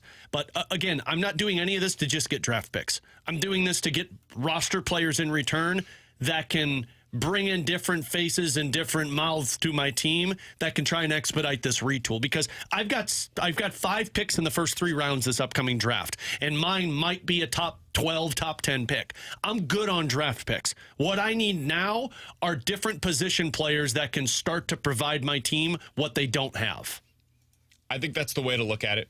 And over on The Athletic, you mentioned it, Alex, they had a piece on some under-the-radar players that are kind of falling out of favor with their current team, the way that Jakub Vrana did last year. But it's a bit different because these are young players that just haven't quite cracked their lineup in the way that they were hoping they would, as opposed to a guy that's been around the league, has been in multiple teams. Like Nick Robertson for the Toronto Maple Leafs is one of the guys that you mentioned. 2019 draft pick, 53rd overall selection that year, has had some moments where it looked like, hey, maybe this could come together for him, and he's not the player they thought he was going to be, and they're trying to contend now. Yeah. Morgan Frost is a guy that it hasn't worked for him in Philadelphia the way they were hoping for. If he has a change of scenery, he gets into a different situation, could it work with lower expectations elsewhere? Maybe. Those are the kinds of players that we're talking about here, or you're betting on a potential buy low, high upside type of a player. Yeah, you get guys that fall out of grace with their teams. These guys, the other one that I really liked on this list was Oliver Wahlstrom for the New York Islanders. It's a right winger, 6'2", is a guy that can be a goal scorer for you. These are guys that are playing third or fourth line roles on teams that are trying to compete, and they're just not providing what that team needs. Those are guys that if I'm Doug Armstrong, I look at and I say, cool, we see if these guys fit into where my team is at right now, 24, 23, 25 years old. Let's see if they can do what Kapanen and Vrana weren't able to accomplish with this team. You know who I like that's on this list? Philip Broberg. Former top 10 pick. I like Swedish this one too. defenseman. 6'4", 200 pounds, has that size, that length that you're looking for. He's 22 years old. It has not worked so far for him in Edmonton. Could you get something out of him? Absolutely. Could he replace Tyler Tucker on your roster? Like that spot on your roster, or really the Marco Scandella role whenever you trade, if you traded Marco Scandella at the deadline. Like those are the kinds of risks that you have to be willing to take right around this time of a retool. Because if it works, if he's in year 4, year 5, and it's like, oh, suddenly it's clicked. And we know it takes a while for these defensemen to reach their full potential. Maybe you get a third pair defenseman that is able to play in your second pair occasionally. Yeah. And if that ends up being the case, man, you've got a guy that's making $800,000 that can be that role for you. That's something of significance. I'll give you another one that wasn't on this list. He's with the Winnipeg Jets, and I doubt that they would do this because it's in division. Logan Stanley, 6'7" defenseman who plays the left side. He's played 7 games for the Winnipeg Jets. All of these guys, like, think the movie of Replacements. Like, guys that have no role anywhere else, you put together on a team. I think that's what the Blues should try and emulate with some of their trades this upcoming trade deadline, and bring in guys that say, let's flip the script a little bit. Let's give guys an opportunity that aren't getting it elsewhere and see if they can provide a spark for our roster. Are you okay paying $8 million next year for players that aren't on your roster? Yeah. If I'm bringing something in that gives me more production, absolutely. Because that would be the case if you traded and I think this is all highly unlikely, but in this scenario, this is kind of the stuff that you got to do if you're Doug Armstrong. It's the creative thinking. If you were in Doug Armstrong's office and you'd said, you know what, we're going to trade Torrey Krug, we're going to trade Nick Leddy, and we're going to trade Kevin Hayes. Those 3 guys combined, you're retaining roughly $6 million over the next 2 to 3 years. If you don't do that and you're not bringing in players on the other side, if those guys don't work out and you buy them out, you're also paying those guys to go play elsewhere. Because remember, Doug Armstrong said at that press conference, he's not afraid to buy guys out if they don't match where this team is headed. So, yeah, if I'm getting something in return, I'm A-okay with paying some money for it, because the window that the Blues have to compete is 2 to 3 years, which is the amount of time you're going to be paying those guys. Somebody on the text line pushes back, by the way. 314-399-9646 is the Air Comfort Service Are text they line. ashamed of us? In the show. Well played. Shane Falco. That's one of my favorite all-time movies, by the way. I love the Replacements.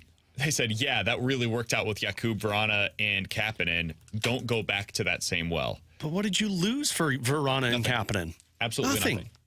And now I'm going to be bringing in players that actually could give an opportunity in these spots. And these guys are higher upside. The players that we're talking about would be a little different than bringing in players that have been given up on by multiple different organizations. This would be guys that are more recently legitimate draft picks. This would be like somebody else trading for Scott Perunovich right now, right? That if you're another team and you're looking at Perunovich, you're probably saying to yourself, man, it hasn't worked for him in St. Louis, but it didn't work with Vince Dunn in St. Louis. It also didn't work with Jake Wallman in St. Louis. And maybe that's a St. Louis problem. And you could talk yourself into it if you're a different market, saying, okay, let's bet on the upside.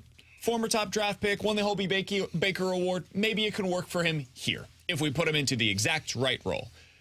That's basically what we're saying for different teams with their scrap heap players. And can you make it work here in St. Louis? And real quick, the only reason, or not the only reason, but one of the main reasons you have all of these guys still with the team is because Doug was hoping that these veteran players could provide growth to the players you have in place. And I don't think we've seen that with the veteran players' impact on these guys. So why not go for upside with some guys? Somebody said it's like the Barbie for Dean deal, to a degree. Yeah, except with more term remaining on the contracts. Yeah. That's and you're getting more of an NHL experienced player. Coming up in about 15 minutes or so, we'll talk to Chris Kerber, the voice of the Blues, we believe. We'll see if we can identify where he is at right now. But Vancouver, next, Canada. The baseball writers mostly got it right yesterday. We'll give you our thoughts on the newest Hall of Fame for the baseball world and why yesterday locked in one current Cardinal as a future baseball Hall of Famer. We'll get into it all coming up next here on 101 ESPN.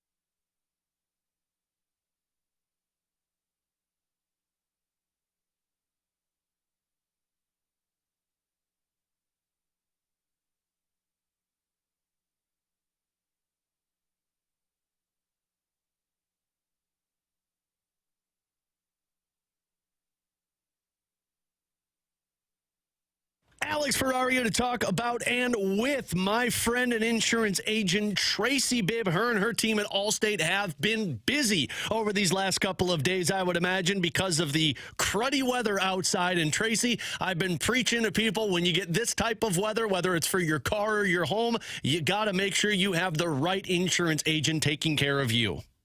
You absolutely do. Yeah, that's why it's been hard for you and I to talk lately, hasn't it? Yeah.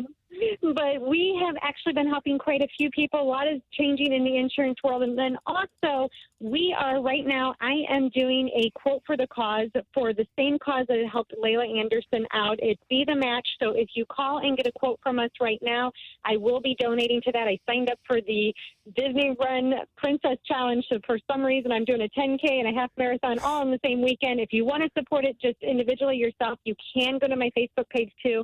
But now is a great time to get a quote from us for that. There you go. Tracy's not only helping you save money, but she is taking care of people in the community and her clients. So give her a call today. Find out about that free non-committal quote, 314-328-4260, 314-328-4260. It's no fib. You're always in great hands with the Bib. Tracy, thank you so much. Thanks so much. Go Blues.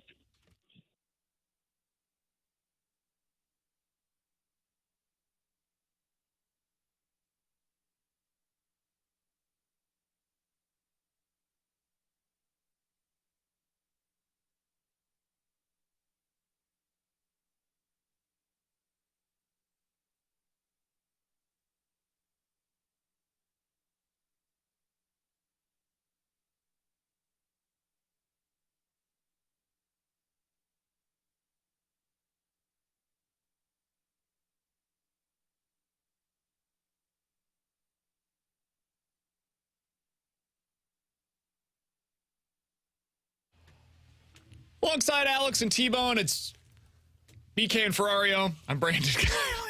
What the hell just happened? Are you on vacation mode again? He just stopped. It's like a short circuit. By the way, I had that happen to me last night on the pregame. I opened up and I said, welcome back in, and I forgot where they were playing, and there was 5 seconds of dead air. I think Grant was going to try and come over and reboot me. The Blues are in Calgary, Canada. I'm in St. Louis, Missouri.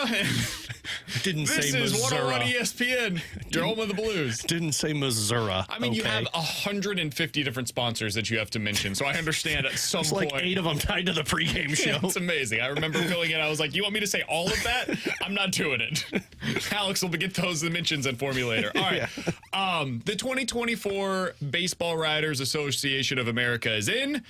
Adrian Beltre, Joe Mauer, and Todd Helton are the newest members of the Baseball Hall of Fame. Alex, let's start here. I think they got it right. Yep. I think all three of those guys, let's start with the players that actually did get in. All of them are more than deserving. I think Joe Mauer is a Hall of Famer in my book. T-Bone, I would be curious if you think that Joe Mauer is a Hall of Famer. I had no issues with this. His prime was unbelievable. Adrian Beltre is one of the best, most underrated players of the 21st century, and I always thought Todd Helton was amazing. My family is from Colorado, so I have an affinity for the Rockies from that. And growing up, Helton was one of my favorite hitters in baseball. So I think they got it right with these three getting in. Did you guys agree with that starting point? Absolutely. I mean, I thought there was no question that all three of these guys deserved to get in. The wild part for me with Todd Helton, when I was like looking into it, the guy really never won anything. Like, you never won an MVP. I don't think that matters in baseball. I don't either. And that's why, like, look, he deserves to be in there because I think he was one of the best pure hitters in his age with the Colorado Rockies. But like we always talk about, the MVP awards that hold guys back or World Series, and this is a guy that never got any of those. He won Silver Sluggers, though. But he Gold played. Gloves. But he played in such an era with so many dominant hitters, like with Albert Pujols and Ryan Howard, that he always Barry Bonds always flew under the radar. So yeah, I thought all three of these guys deserved to get in. I do think there were a couple of others. We'll get to that.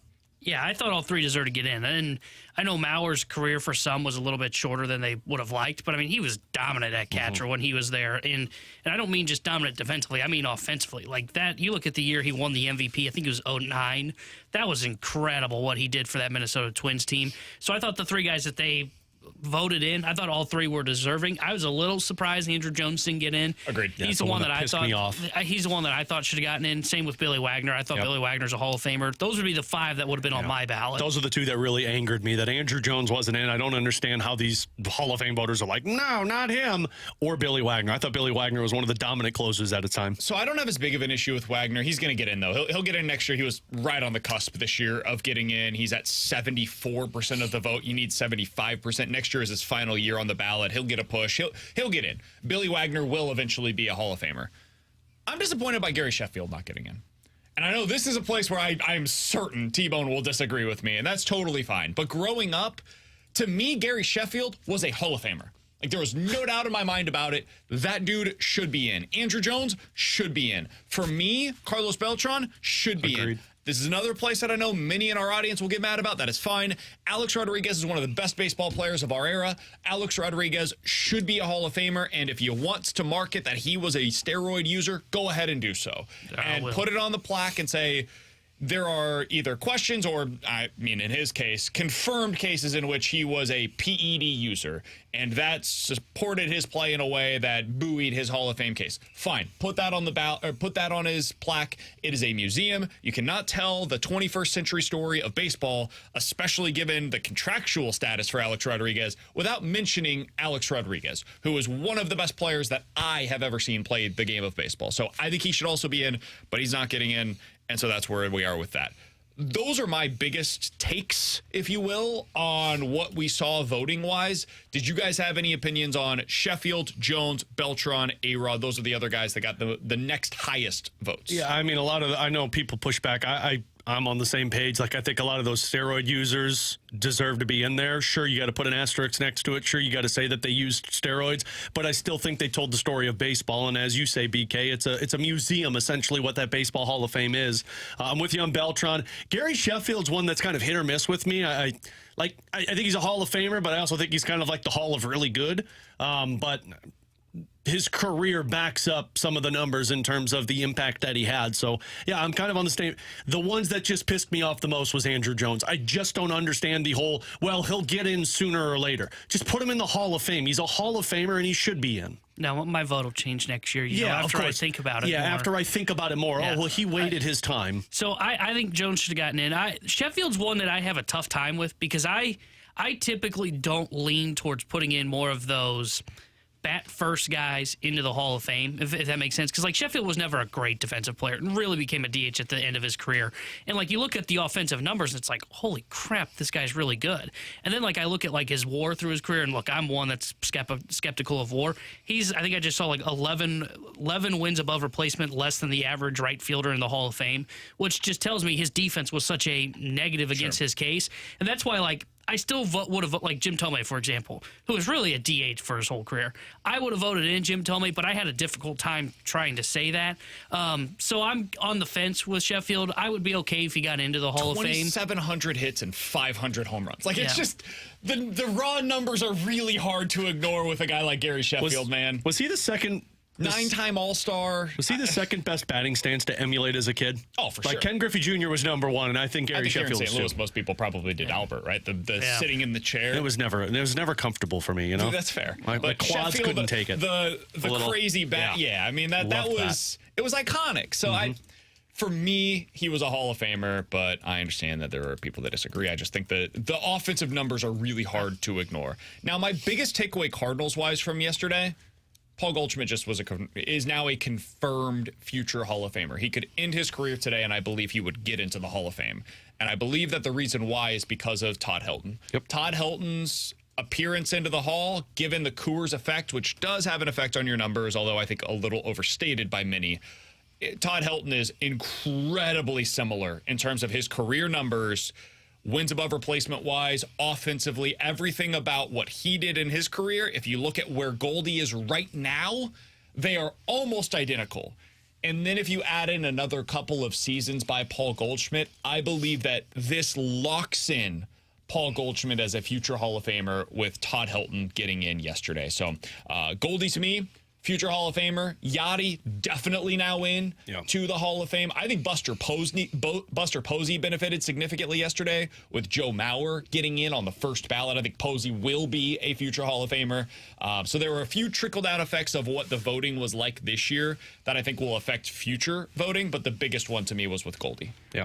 And I agree with that one, especially for Todd Helton. Like we just said, like there really wasn't anything behind Todd Helton other than just some really great numbers. And I could say the exact same thing with Goldie on top of that MVP that he just won. And I think Goldschmidt better defensively than Todd Helton ever was. Agreed.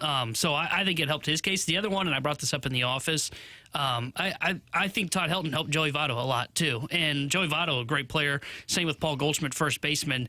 I think you're right with Goldie, and Goldie I thought the MVP sealed the deal for Paul Goldschmidt in 2022. I think Todd Helton helped the case for Goldie, and it helped the case for Joey Votto. I think that's true. I just always have viewed Joey Votto as a Hall of Famer, but I'm unique in that regard. I know that is not the common belief with him. But Todd Helton, I think, biggest thing, he secured the case for Paul Goldschmidt, because now when people do the comparable numbers, they'll see Paul Goldschmidt's name next to Todd Helton. It's like, okay, easy check mark. Yep. Just go ahead and put that in. Well, and there's also no controversy whatsoever surrounding Goldie, which will help him. Other than you got to make sure he waits his time. You know, he's got to sit for a couple of years to figure out what it means to be a Hall of Famer. I think he'll be a first ballot guy. Goldie? Mm-hmm. When all is said and done, I think they'll look back on him and he'll get in on the first ballot. I think he'll get to 75%. How the hell is Andrew Jones not a first ballot Hall of Famer? He should be. And by the way, the other thing, and it continues to be surprising to me more and more in future years, Jim Edmonds should have never fallen off. No. I don't, like, if you disagree that Jim Edmonds, you think he's not a Hall of Famer, that is perfectly fine. There are fair arguments on both sides. I think he is, but I understand there are arguments on the other side.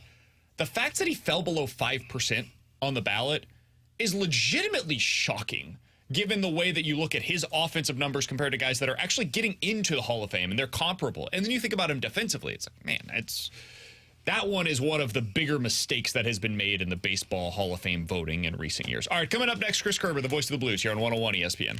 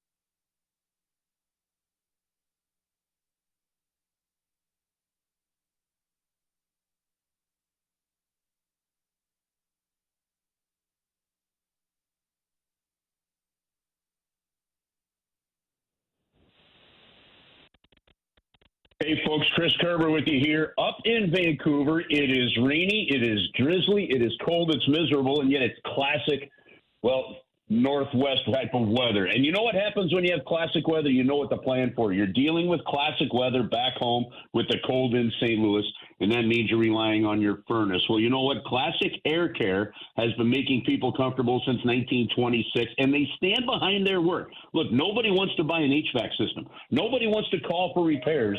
But when you need the help, you need someone you can trust. When you need the help, you want to know that when I pick up the phone, someone's going to answer and they're going to get me going in the right direction. And that's exactly what you get from Classic Air Care. That's why if something goes wrong in my house, I call them directly and somebody gets out to fix it. And the family, I can do it when I'm on the road. If something happens and Christy says, hey, the furnace is gone, I say, get a hold of Classic Air Care. I know that when I'm on the road, they're going to take care of the family as well. They've got a 4.8 rating on Google. So for all your HVAC needs, go to ClassicCare.com.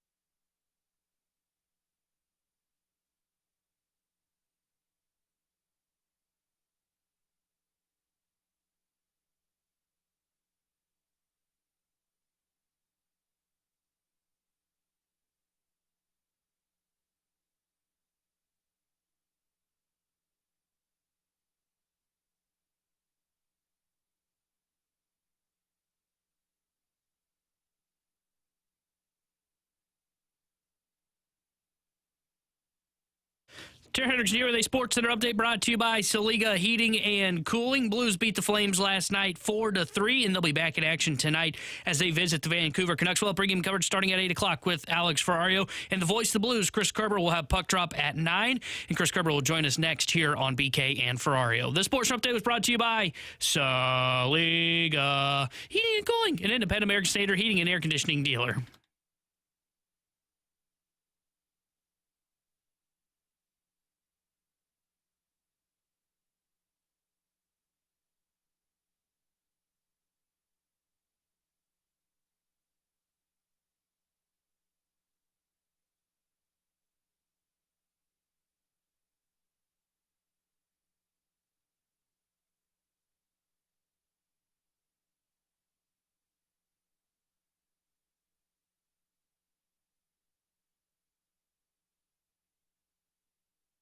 Alongside Alex and T-Bone, I'm BK. Happy to go out to the 101 ESPN hotline to be joined by Chris Kerber, the voice of the Blues. He's joining us here on BK and Ferrario as he does each and every Wednesday on the show. Kerbs, we appreciate the time as always, man. You guys had the trip over from Calgary to Vancouver last night. What was your biggest takeaway from the Blues' 4-3 win against the Calgary Flames?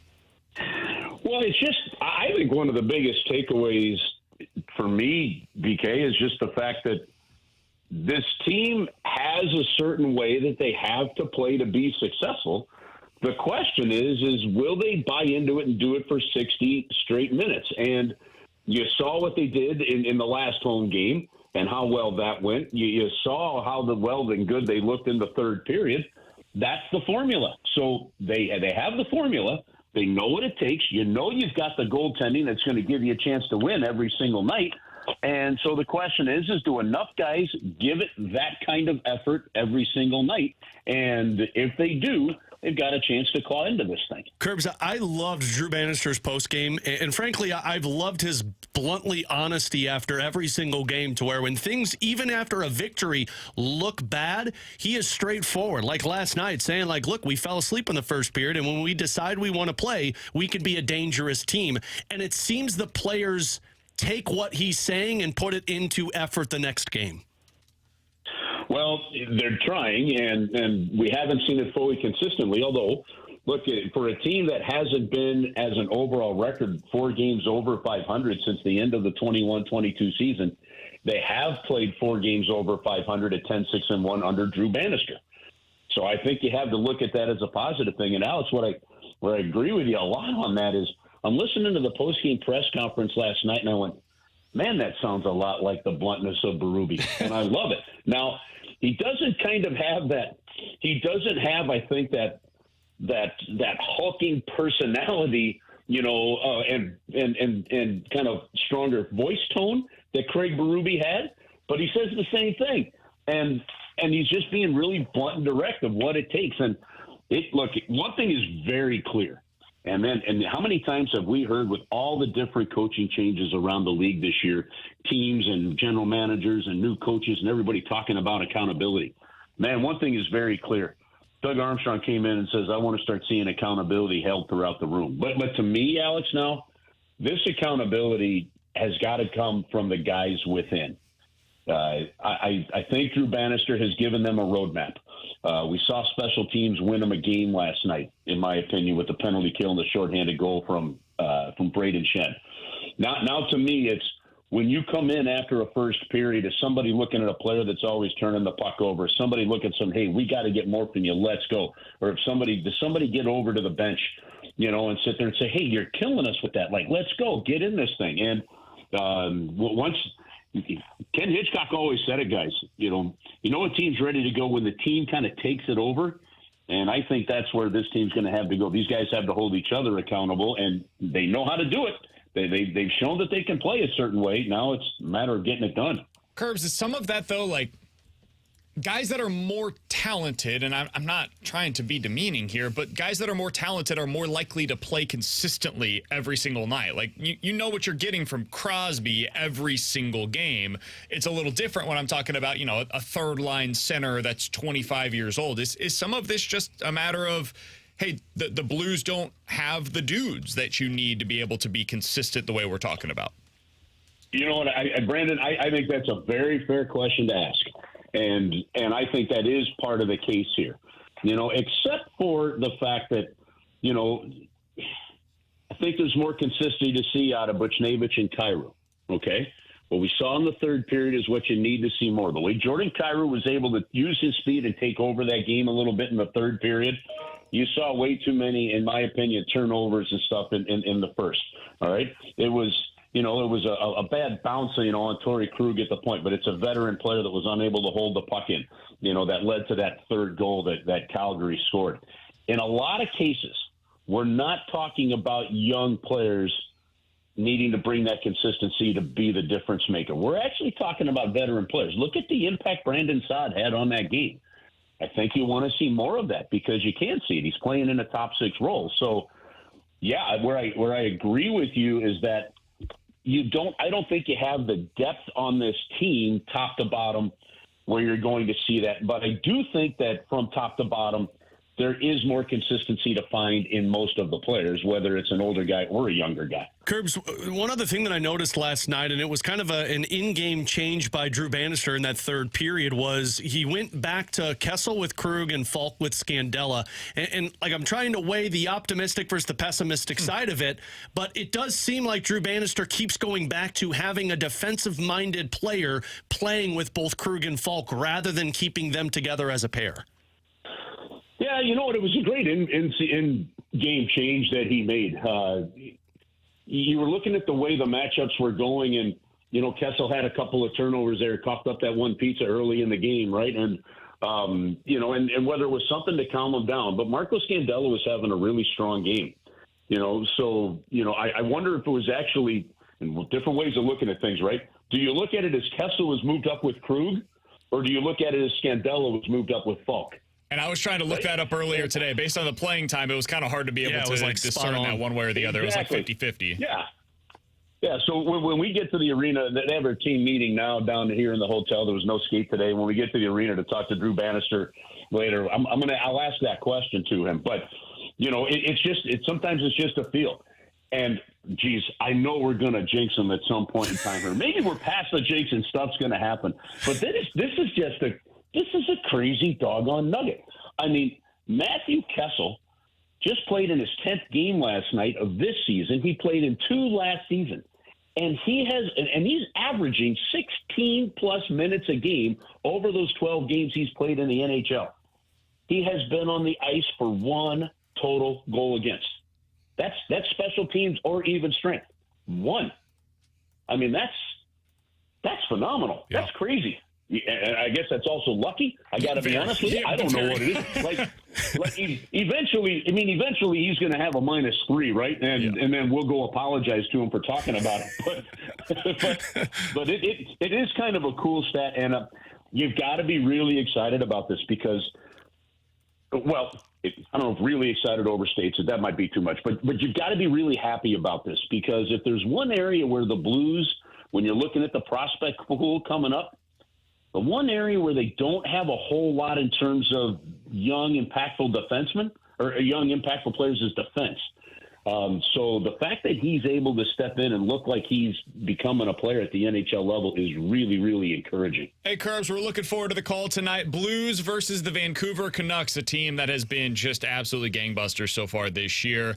Puck drop for that one coming up at 9. Pre-game with Alex will begin right here on your home of the Blues, 101 ESPN at 8 o'clock. Appreciate the time as always, man. Enjoy the game tonight. Yeah, thanks. And don't forget our West Coast hockey rule. It's actually a law. I'm pretty sure it's on the books. But if kids want to stay up with the radio on in the room when the Blues are playing on the West Coast, they're allowed to do that. So that's just a note for all the parents. There you go, T-Bone. You get to stay up tonight, man. Nice. Luca was listening to it in his bath last night, so we are participating. You kept Luca up that late? Well, it was See you guys. second period. See you, Kerbs. Take it easy. This is Chris Kerber, voice of the Blues here on 101 Kerb said, I'm not listening to you guys go back and forth. I'm That's done. fine. You guys listen to me. I'm not listening to you. It's only 1:50 right now. I got to be up until 11 o'clock. Coming up next, we're hitting the BK and Ferrario Rewind here on 101 ESPN.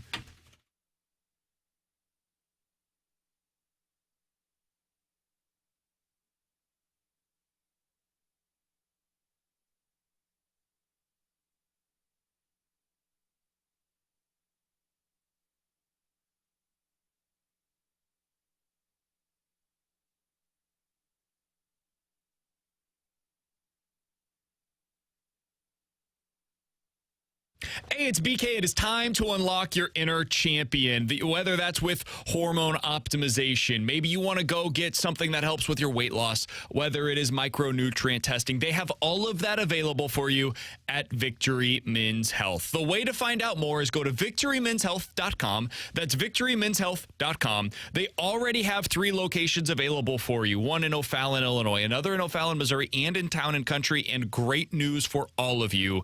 They are opening a 4th location coming up here in just about a week on February 1st in Sunset Hills, Missouri. For more information on any of those 4, you can check it out at victorymenshealth.com. You can also get info while you're there on their telehealth option that is available for you. If you're a resident in Illinois or Missouri, go to the website, click on the telehealth tab, and from there, you'll pick which service you're most interested in, and based on what you're looking for, they will send you the lab draw kit directly to your home. Once those results are in, they'll do a full video telehealth consult to review those with you. So go to victorymenshealth.com. That's victorymenshealth.com.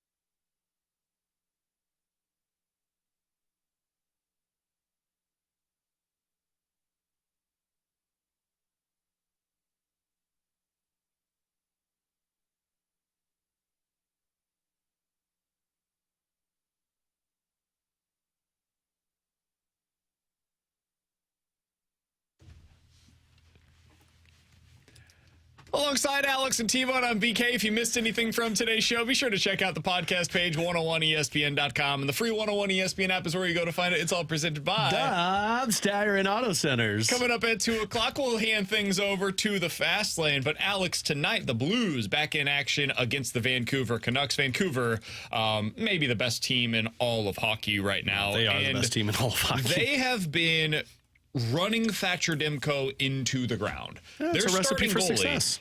Has started 34 games for them so far this season. They have played in 46 games so far this year. And yet, Alex, you said he's not in net tonight? No, Casey DeSmith is the one playing tonight. You love to see it. He's the spicy pork guy, right? Nope, that's Louis Domingue. Ah, close. So close. No, it really wasn't. It really wasn't. I don't even think that's the same province. They both played for Pittsburgh, so you can understand the confusion. Yeah, they did, but different I think times. DeSmith was the one that went down first before Domingue went in, Nope, right? Louis Domingue didn't play on Casey DeSmith's team last year. Ah, damn. Louis Domingue was 2 years ago. Man, stop living in the past. Together. They were on that team. I think I'm right on this. Don't check my work. Tristan Jarry was the one that went down, and Louis Domingue stepped in and played.